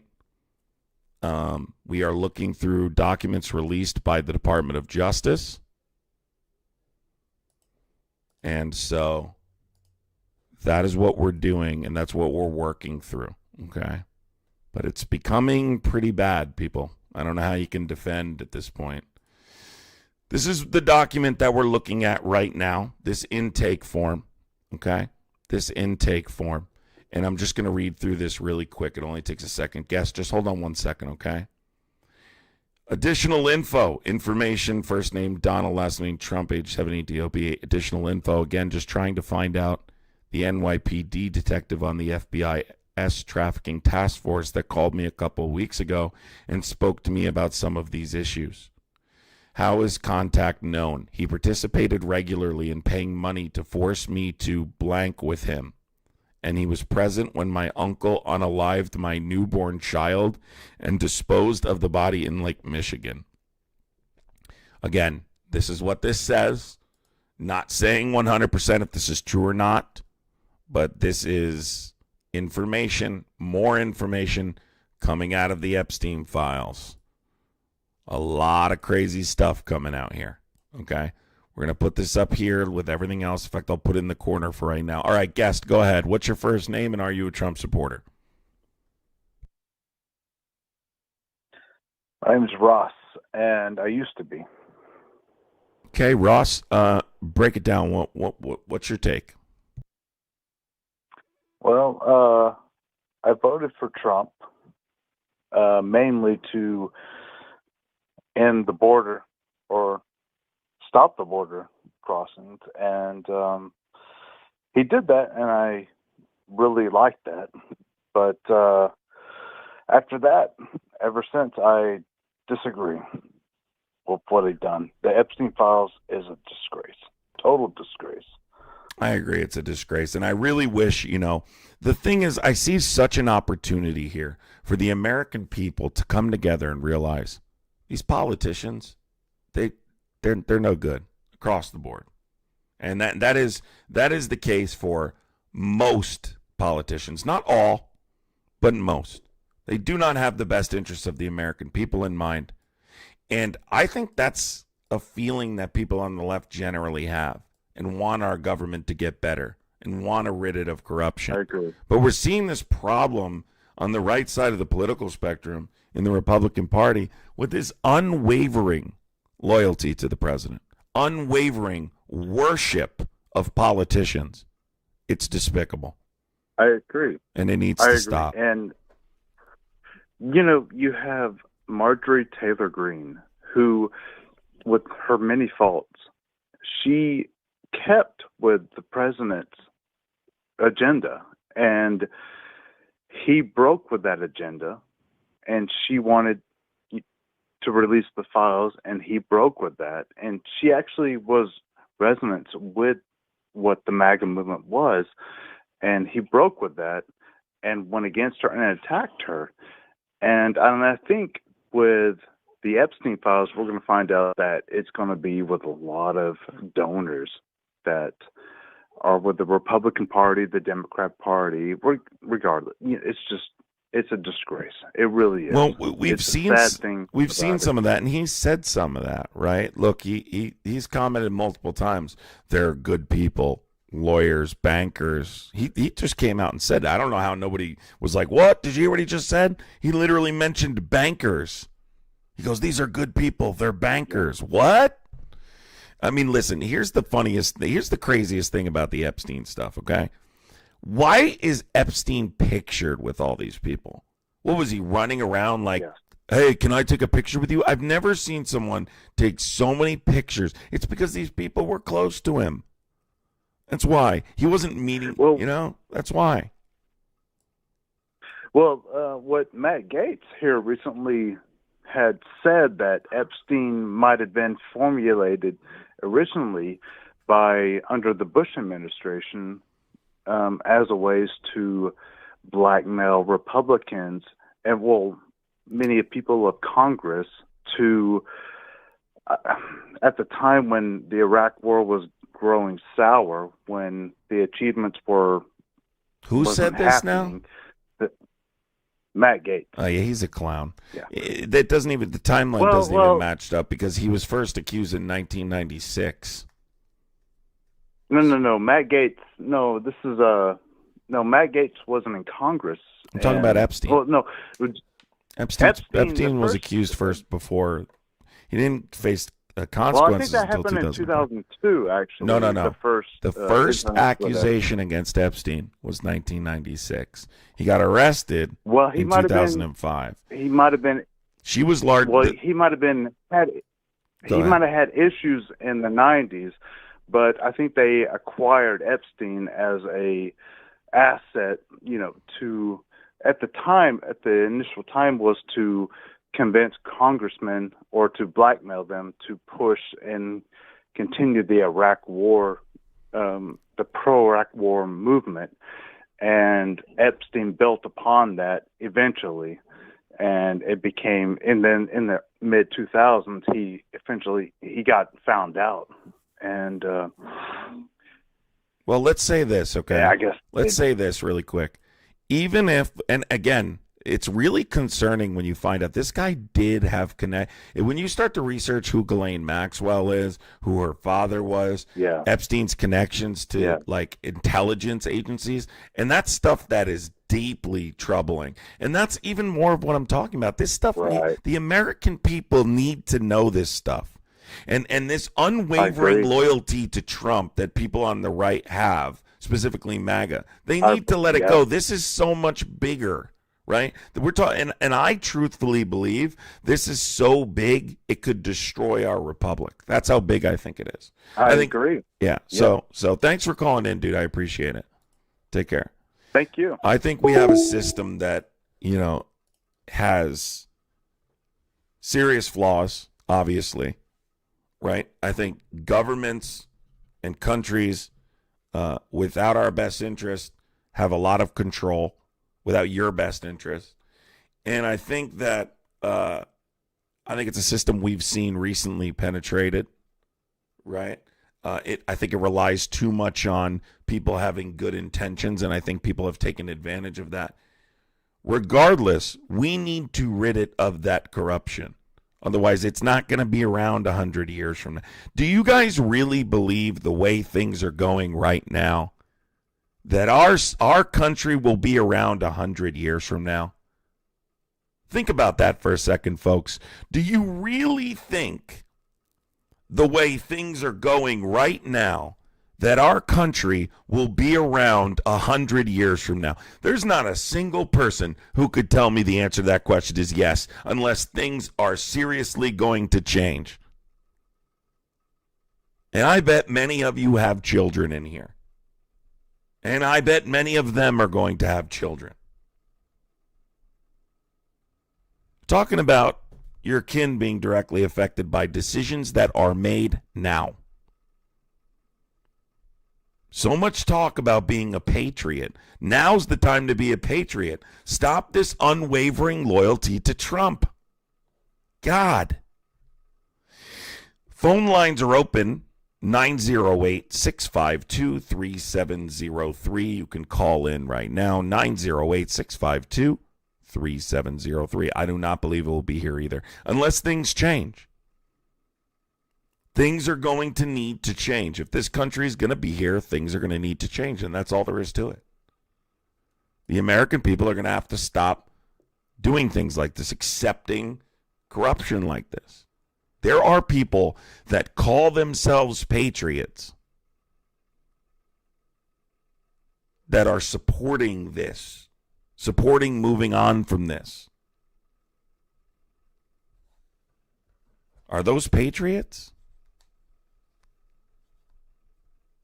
I don't think so. They're destroying this country. It's time to draw a line in the sand. It's time to draw a line in the sand. Are you going to, this person that said they call in, call in, 908-652-3703. Again, just for Trump supporters, just to understand. And again, guys, this is the document I just pulled up about Lake Michigan. Again, not saying this is true. Don't know. This is an intake report. Okay? It just shows there's a lot of weird stuff connected to Epstein here with Trump. A lot. Andy, thank you so much for the $4.99 super chat, Andy. Thank you so much, Andy. Pull a loan and dip. So here we go. Pull a loan and dip. You're going to take out a loan and then move to Germany? We won't even be around to see it get better. No, but our children's children will. Our children potentially will. Why do you guys speculate before having the full story? Call in right now. I'm not speculating. I can prove evidence that supports articles of impeachment in the concerted effort to conceal this from the American public. And then obviously there's information in here beyond what he's previously disclosed publicly. So is the Department of Justice supposed to be working as a private defense attorney for the president? No. So that right there that justifies impeachment right there. What's up? Are you a Trump supporter? Not at all. Okay. I'm trying to move quickly through non-Trump supporters, but really quick, go ahead. What's your take? Well, I've always thought from Donald Trump in the 70s. He was a crook. He was a con artist. He stole people's labor back during that time. And I was a young guy, and I understood what was going on. And I understood his con game while he rubbed elbows with the celebrities during that time, because it was all about a promotional game for him. That's how he pushed that name. He learned how to push that name, Trump. And what I see now is criminal. He is a criminal. He has been a criminal. He's always been a criminal. And he's been a flunky because of his, he had an opportunity when his father gave him the money, and he dropped the ball on all of that. And he found the con game, and that's how he got with these banks and insurance companies and so on. So after watching this man operate, And then the lies. Oh my goodness, the lies that this man has told over and over and over again. I remember they had a statistic where he was, I think they were at that point, it was 33,000 lies that he had told that was documented. Correct. During his And first he term, told a yes. whole bunch. During his first term, yes. Right. It was And 33,400 or something, yeah. Right. That was the first term. But he Correct. continued on, and unfortunately, the American public, there's a percentage of the public that bid onto his lies and still ride with this patheticness. Like, I mean, when you understand that somebody's digging in your pocket, you're going to turn around and smack the shit out of them. Excuse my language. But that's what he's doing. He's digging in your pocket. He's conning you, like this little last speech that he had a couple of days ago. If America don't think that he's a fool at that point, they're the ones that's the fools, because this man has got up there and told us about what the economy is doing and how great it is, and list goes on and on. This man is not real. Who's telling him this? He's not the one going out buying nothing. Everything's given to him. Everything's provided to him. So he don't understand where Joe Average has to go out here and make car notes and insurance and food for the kids and just to keep the roof over their head. He don't understand that struggle. He never did. And for America to keep biting into that apple, you get what you pay for. That's what's going on with this guy. And I listen to programs just to see what the hell is going on out here. And I have to say, honestly, I believe at least a third of the American public are idiots. Literally. I really believe that a third of the country are idiots. And they prove it day after day. And the press doesn't help, because the media gets up there, and I mean, if you listen at these press conferences, the dumbest questions, they ask some of the dumbest questions, and they got the man right in front of you. You know that he's lying, but it's like what is this corporate thing? We can't ask the real story or the real truth, so we have to go with this roundabout way of asking questions that mean nothing. So they're not doing their job. Yeah, in my opinion. Look. There's a lot of problems here, and whether they're dumb or not, I think that's subjective. But truthfully, what it comes down to is they're not capable of critical thinking. Okay, critical thinking is a major problem in this country, and what's happening and why it's becoming worse is social media has allowed for has increased the amount of information these same people, right, incapable of critical thinking, receive on a daily basis. So they're receiving 10 times, 20 times, 30 times, 40 times, 50 times more information they were receiving, 5 years ago, 10 years ago, and so on. And it's only getting worse. And I think political parties have recognized that social media is really how elections are won now. Memes are the new political bumper sticker. And so people's inability to think critically is more obvious than ever before. And I don't think there's an easy way out of this, other than I think good people who are interested in fixing this need to start speaking up and having conversations and addressing misinformation, fighting back against these waves of misinformation. So thanks for calling in, dude. I appreciate it. Take care.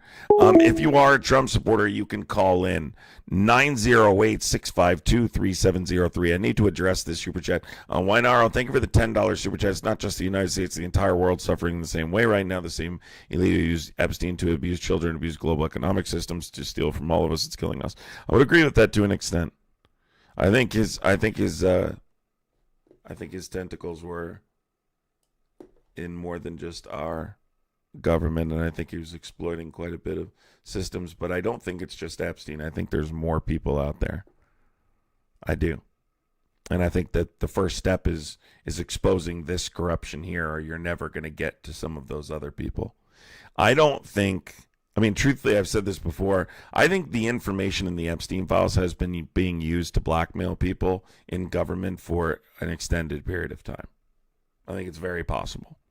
I think that powerful people may have had information and then use that information to force people to do certain things.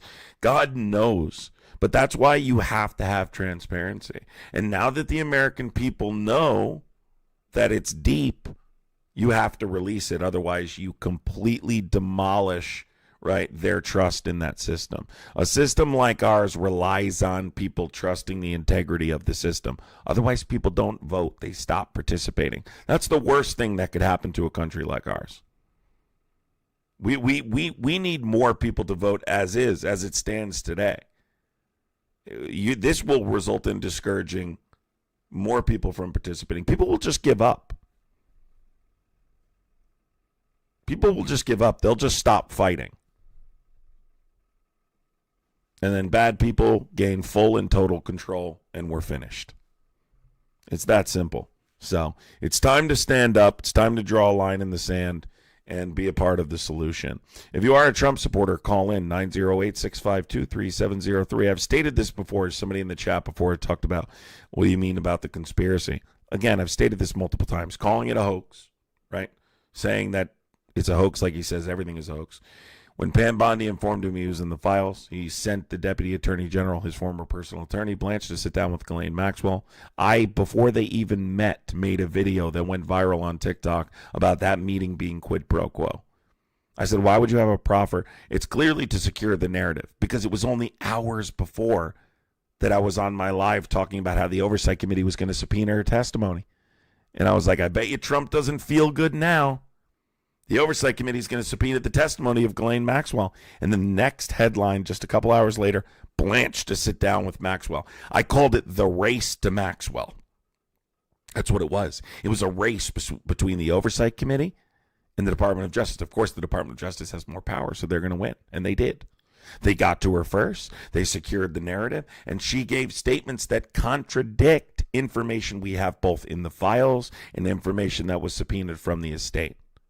Furthermore, Donald Trump tried to convince Republicans not to sign on to the discharge petition. Look at the stuff with Dan Bongino, folks. Look at the stuff with Dan Bongino. Dan Bongino built a career on social media talking about the Epstein files in the way that I'm speaking about them now. That if you aren't transparent, if you don't release these to the American people, it will destroy the republic. I believe that's one of the only things I agree with that guy on. He ends up becoming deputy director of the FBI because he's friends with Patel. Okay? Not because he's particularly close to Trump, but because he's close to Patel. He knows Trump, but he's close to Patel. When Bondi informed Trump that he was in the files, Bongino walked out of the FBI. They kept this very hush-hush. They didn't tell anyone. It leaked that he walked out, but they tried to keep it on the lowdown. I think everyone kind of concluded it was because of the Epstein stuff. The next day, they were going to have a meeting with the chief of staff, Susie Wiles, Pam Bondi, Patel, and Bongino. The media found out where the meeting was going to be. They said that they were canceling it, right? Because it had been, I believe they had referenced the media interfering or whatever the case was. But they ended up having the meeting in secret somewhere else. They kept this very protected. They didn't want people to know what this was about. Trust me. Bongino just announced 2 days before the release of the Epstein files, that he'll be resigning in January.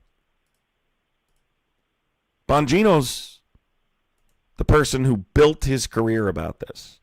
I don't know what the reason is. I can't definitively say. But if you pay close attention, do you think it's a coincidence? You know what else happened the day before the Epstein files were going to be released? Ghislaine Maxwell coincidentally filed a motion in federal court for habeas corpus. The day before. 1 second, caller. Do you think that's a coincidence? How many coincidences are there before you say something is seriously going on here and we need to know what it is? People legitimately dismiss that. I've tried to make a big deal out of it. Why is it relevant? Because it interferes with the files. The way this bill is crafted and the way the law works, you can redact information related to ongoing appeals and investigations. she working with them? By the way, the survivors were outraged. So if you just want to talk about like ethics, why are we transferring a convicted sex offender who participated in the abuse to a minimum security prison, a dorm where we now know she's receiving preferential treatment? This is bizarre, folks. Absolutely bizarre. Sherry, thanks so much for the $20 super chat. Appreciate you. I was listening to a 23-year-old young man here on YouTube. He said something that should have been obvious to me, but he said he doesn't know how the country was pre-Trump. It's always been complete chaos for him. Very sad. I mean, listen, I'm older than that, and it's been complete chaos for me my entire life too. I mean, what do they think? It was roses before Trump? We were at war. We were at war. So you had 9/11. You had war. You had COVID. I mean, it's never ending. But millennials, their entire life has been shit.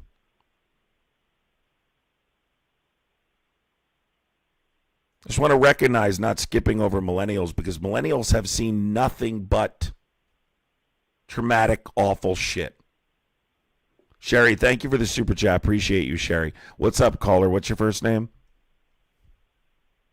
Craig. Greg, go ahead. What's going on? What's your take? Are you a Trump supporter? Yeah. I'm a Trump supporter, and I have a different outlook on why Dan Bongino was leaving and why he was threatening to, well, I wouldn't say threatening, but I mean, well, when they were going to release when Pam Bondi had got involved with the Epstein files, I think that's where Dan Bongino and their heads start to clash. But I'm sorry, can you say that part again, please?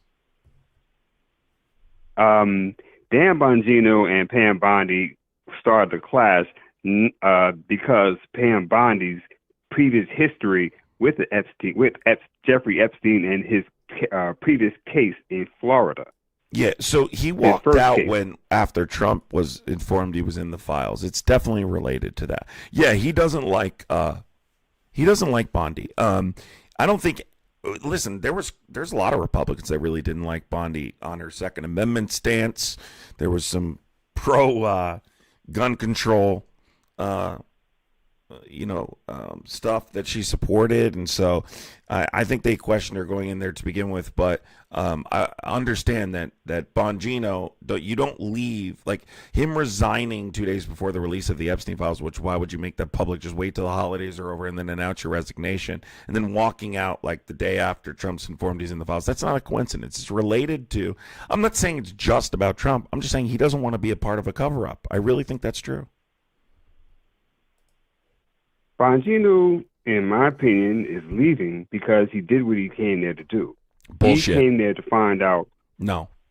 Well, you do not leave. You do not leave your job as deputy director of the FBI to go back to your podcast. That's not how it works. Charcity, thank you so much, Charcity.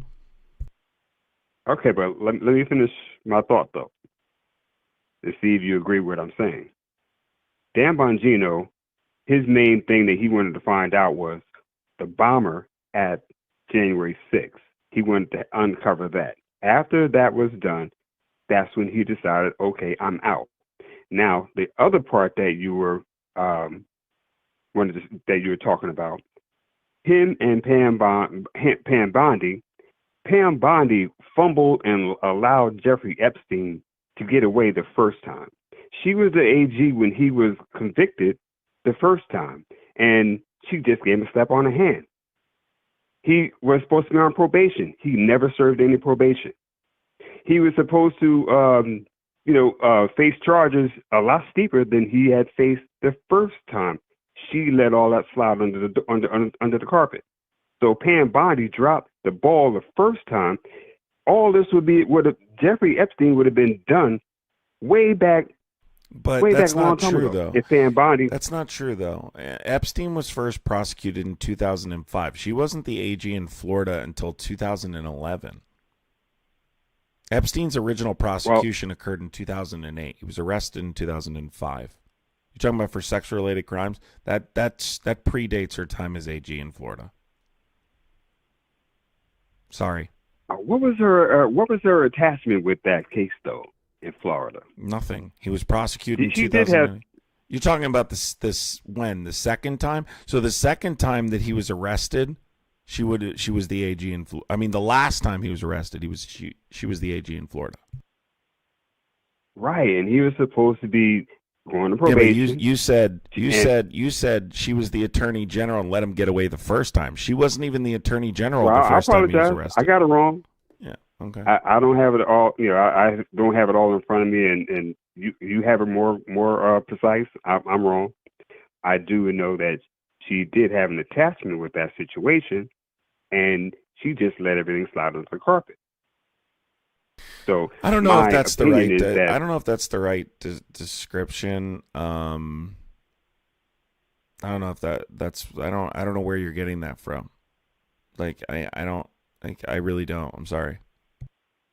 I think that you can make. I think what you're confusing is that she was the attorney general in Florida, and I think Bongino had said he wanted her to more aggressively pursue Epstein, and she didn't do that.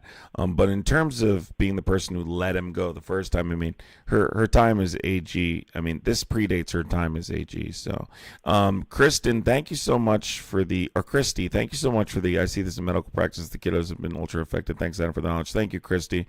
I appreciate you. Thank you, Charcity, and big thank you to Sherry Lee. Appreciate all of you. Thank you so much for the support, everybody. We only have a little bit of time left on the gift and goal if you guys want to finish the support goal. But yeah, that's basically what it is, man. And I think it's very obvious when you look at the timeline of events that Bongino just, in particular, was not happy about this. He didn't like the way this was being handled. I don't agree with Bongino, but at least he has enough integrity to say, fuck, I can't take part in this, and I'm not going to take part in this.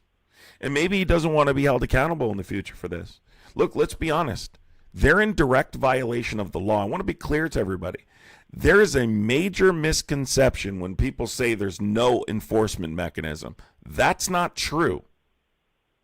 Okay? There are criminal charges that can be prosecuted as a result of this obstruction that you're witnessing. Maybe not today. Well, but down the line, most certainly. I can say that Bongino definitely was leaving after he came there and solved the case about the second bomb at January 6th. Yeah. Oh, you mean the Republican guy that yeah. Well, regardless, it is what it is. All I would say, man, is like, I don't know why, you're not, I think you're close, and I think you should keep track of this information. That's all I can do at this point, and hope that you do that, okay? Gotcha. Don't let them fool you anymore, man. You know what I'm saying? All right? Fool me? In reference to what? Are you still supporting Trump? Well, when you say support Trump, I'm for America, and then Trump you should be in direct opposition. America. No, he doesn't. You should be in direct opposition to what this right here is the opposite of fighting for America. They're breaking the law. The American people forced this through. This wouldn't have passed without the American people. The American people demanded the Epstein Transparency Act pass. They demanded it. Well, let me ask you something. What about in reference about the January 6th and the bomb that was found there? What happened to to Kamala Harris? She was supposed to be in that building. Why are they not saying anything about her being there? What do you mean? The second bomb for January 6th, there was 2 bombs. And the second bomb, the one that there was also video and everything where someone, they found the bomber and they found the bomb. Kamala Harris was supposed to be in that building at the time. Why is that not coming out? Well, she was supposed to be in what building? In the building where the bomb was at. There was a bomb outside the building where they found the second bomb. Where did you get that from? Now, that information is out there. You have all the information in front of you, don't you? No, I don't know what you're referring to specifically. I'm not sure what you're trying to say. Okay. There's the bomb that was located at January 6th. Are you on top of that part? The second, there's two bombs that was found. I'm aware. What's your point though? You're saying so the pipe bombs, right? They were discovered outside of the DNC building. What's your point again?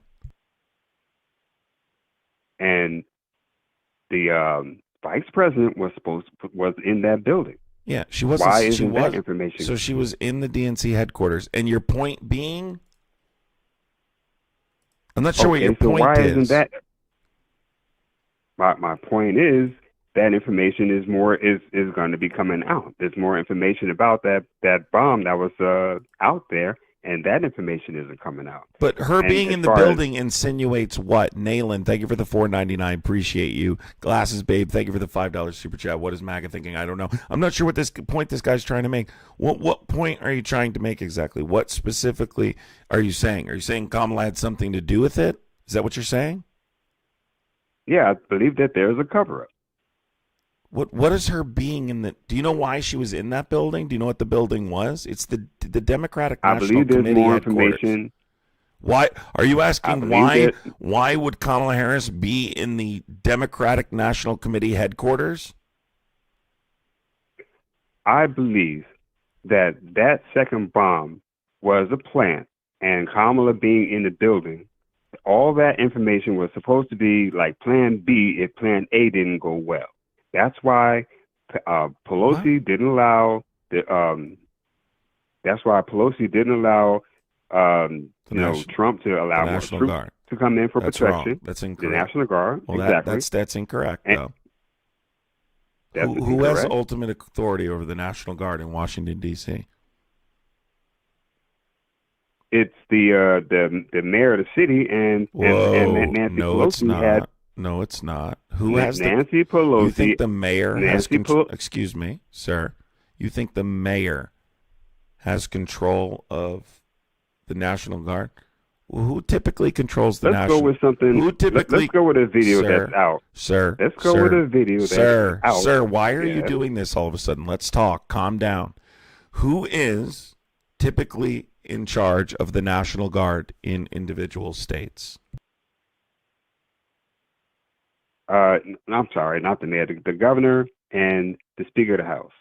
Okay, and who's the governor of Washington, D.C.? Think about this question. At the time, in January 6th? Yeah, who's the governor of Washington, D.C.? The name does escape me at the time. Okay. Does Washington, D.C. have a governor? Look, there are two people. Sir, stop it. Sir, I'm not. We're not. Please listen to me. Does Washington, D.C. have a governor? D.C. No, I just said no, it doesn't. Right. It's a district. And right. So who controls the national? Doesn't make it sound better. Who controls the National Guard in Washington, D.C.? The Speaker of the House. No. Try again. You tell me. If I don't seem to have answers. The National Guard in Washington, D.C. is controlled by the President of the United States. He's the Commander-in-Chief. Okay? He controls it. Okay? Yes, and he can't just have them come in because that would be against Pausi Comitatus. No, it's not, unless they're working in a law enforcement capacity there to enforce domestic law. The purpose of the National Guard is to stop rebellion and insurrection. If he wanted the National Guard there, he could do it. Hence why he has the National Guard in Washington, D.C. right now. Can I ask you a question? Go ahead. May I ask you a question? Do you think that, would you call what happened at January 6th what would you describe that as? Would you describe it as an insurrection? Yes. Can you define to me what an insurrection is if there's no weapons? There was weapons. first of all. So dispute that claim. There was guns fired that day. People were prosecuted for shooting firearms from the scaffolding. There was a guy that shot a firearm outside of the building. One of the only people arrested there that night had a firearm on them. So that's number one. That's a huge misconception people have about January 6th, is that there were no firearms. But number two, there were a number of deadly weapons. People were arrested with having a deadly weapon in a restricted area. Number three, insurrection merely means an uprising against the government. The reason we use the term insurrection is because of in Section 3 of the 14th Amendment, referred to as the Insurrection Clause, it states that if someone engages in insurrection, they're not eligible for the presidency. Why do we call it an insurrection? Because they interrupted the certification, right? It was delayed for over 7 hours. That's the event that was taking place. Ask you another question in reference so to when you what stop you just the will of about when you stop the will of the people, right? You are, that's an insurrection. When you stop the certification, when you stop a constitutionally protected process like that, that's an insurrection. That's an uprising against the government. I just want to say this really quick. I just want to say really quick, though. If you knew your Constitution in Article 2, Section 2, Clause 1, you would see, right, that the president is the commander-in-chief of the armed forces, right? So he has that authority for deploying the National Guard by federal law. Nancy Pelosi can't tell him no, right? The video that Nancy Pelosi's daughter had shot, where Nancy Pelosi is saying that she didn't allow the National Guard in, it was her fault and she was totally wrong. That's not what she said. That's not at all what she said. Let me ask you a question. If that was the case, sorry, what? That's not true. I'm sorry. You are sorry. I'm trying to make. Can I just explain something to you, right? Can I explain something to you? Let me explain. So Donald Trump. That's bad. That's not nice. Donald Trump. That really wasn't. That was a low blow, bro. It was a good one though, wasn't it? Listen, Donald. I give you that. I appreciate that. Listen to me though, really quick, right? I'm just trying to educate you, dude. That's all I'm doing. We have limited time together, and I'm trying to give you as much information as I can so you can go look it up later. When Donald Trump wanted to bring in the National Guard into Washington, D.C. so they could conduct high-visibility patrols, remember he referenced the fact that the violent crime rate was out of control. He invoked what's called, right, the District of Columbia Home Rule Act, Section 740, right? And he federalized the D.C. police and then deployed the National Guard. How come nobody stopped him? If they could stop him, why didn't they stop him? He just called in the National Guard in D.C. Didn't you see? Because he claimed, so you're witnessing the National Guard in D.C. as a result of Trump's authority in what I'm talking about. Article 2, Section 2, Clause 1. Now, beyond a 30-day limit, he would need the approval of Congress in Article 1, Section 8, Clause 17. Look these things up. Nancy Pelosi couldn't tell him no if she tried to. It's not possible. So I guess she was wrong in saying that then. She didn't say that. So that's what you're not understanding. She didn't say that. So she didn't make an admission. That wasn't her. That wasn't an admission on video that her daughter supposedly had, spontaneously was videotaping at that moment. At that moment. Guy, Nancy Pelosi does not have the authority to tell the president no to the National Guard. But you didn't answer my question. I did. That's not what was said. You need to go watch it again. I think you're listening to someone else say something. But regardless, it doesn't matter. She doesn't have the authority. If that was the case, then why aren't they stopping him now? If someone can just stop him, why don't they stop him? Because nobody can stop him. He has the ultimate authority over the National Guard in D.C., as we went over. Because there's no governor, that authority lands in the hands of the president. I gave you the specific part of the Constitution. I cited what authority he has within a 30-day window. I cited the District of Columbia Home Rule Act. I told you about Article 2, Section 2, Clause 1.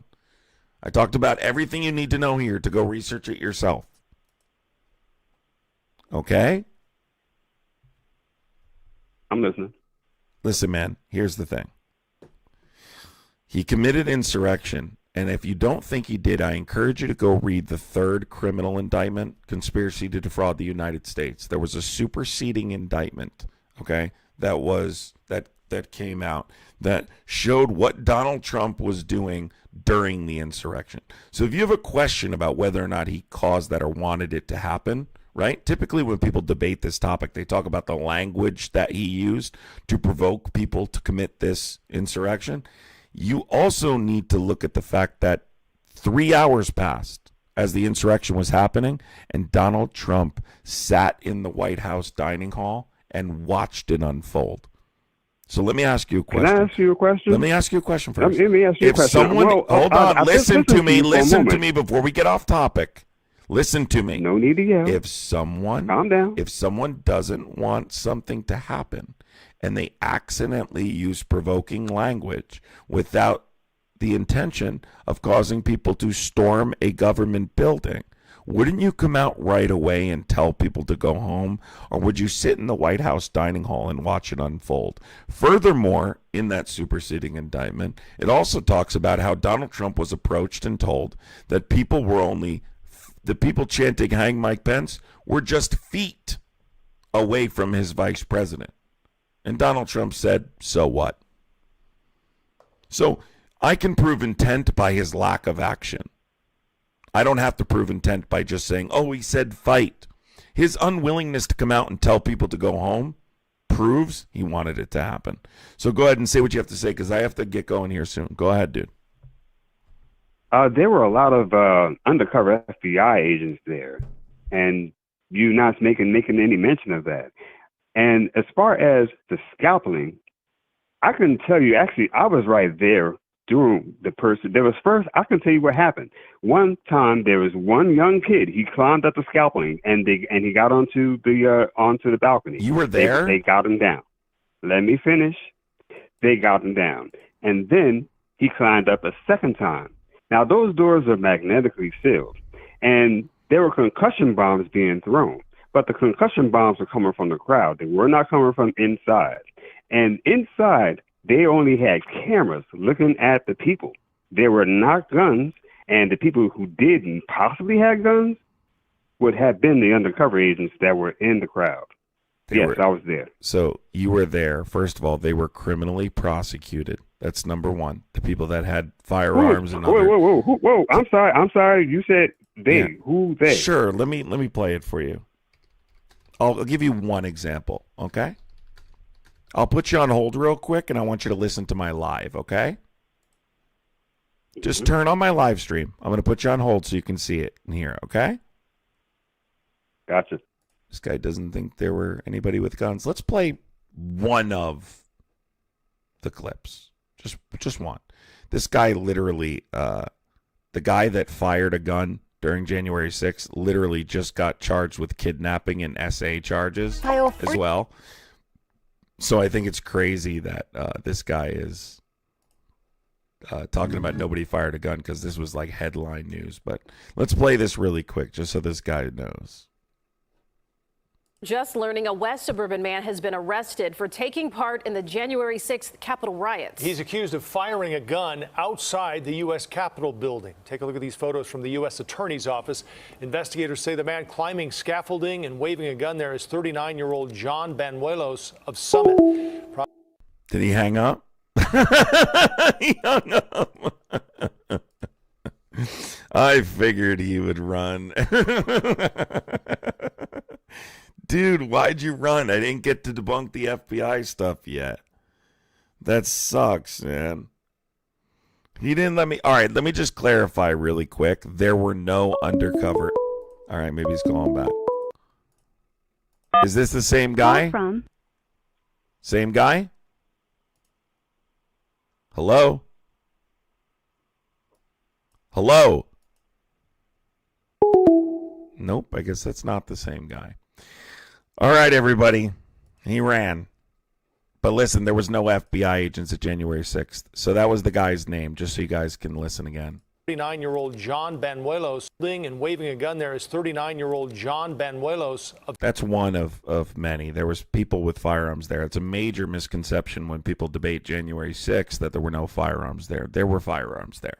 Listen, I love you guys so much. Thank you for contributing and completing the gifting goal. I really appreciate it. I hope you guys enjoyed the live today. tonight. I really do. I don't know if I'm going to be back on live or not. But thank you so much to everybody who came, supported the live. Guys, make sure you hit the subscribe button, please. Make sure you hit the subscribe button on your way out. I think it's up here or somewhere. I think it's up here, though, if you're watching on your phone. Make sure you hit that notification bell, too, so you don't miss lives. You will miss lives if you don't hit the notification bell. Left, right, middle, these conversations are important. So don't miss them. Participate in them. Share information. Let's get to the truth. Let's move forward. Appreciate you guys. Merry Christmas Eve's Eve. The eve of Christmas Eve. Merry Eve of Christmas Eve, everybody. Take care, everybody. Have a wonderful holiday. I will see you tomorrow on TikTok, I think, at least for a little while. So I'll see you guys over there. Lee's, thank you for the $5 super chat. Appreciate you. Love you guys. Have a wonderful evening. Take care.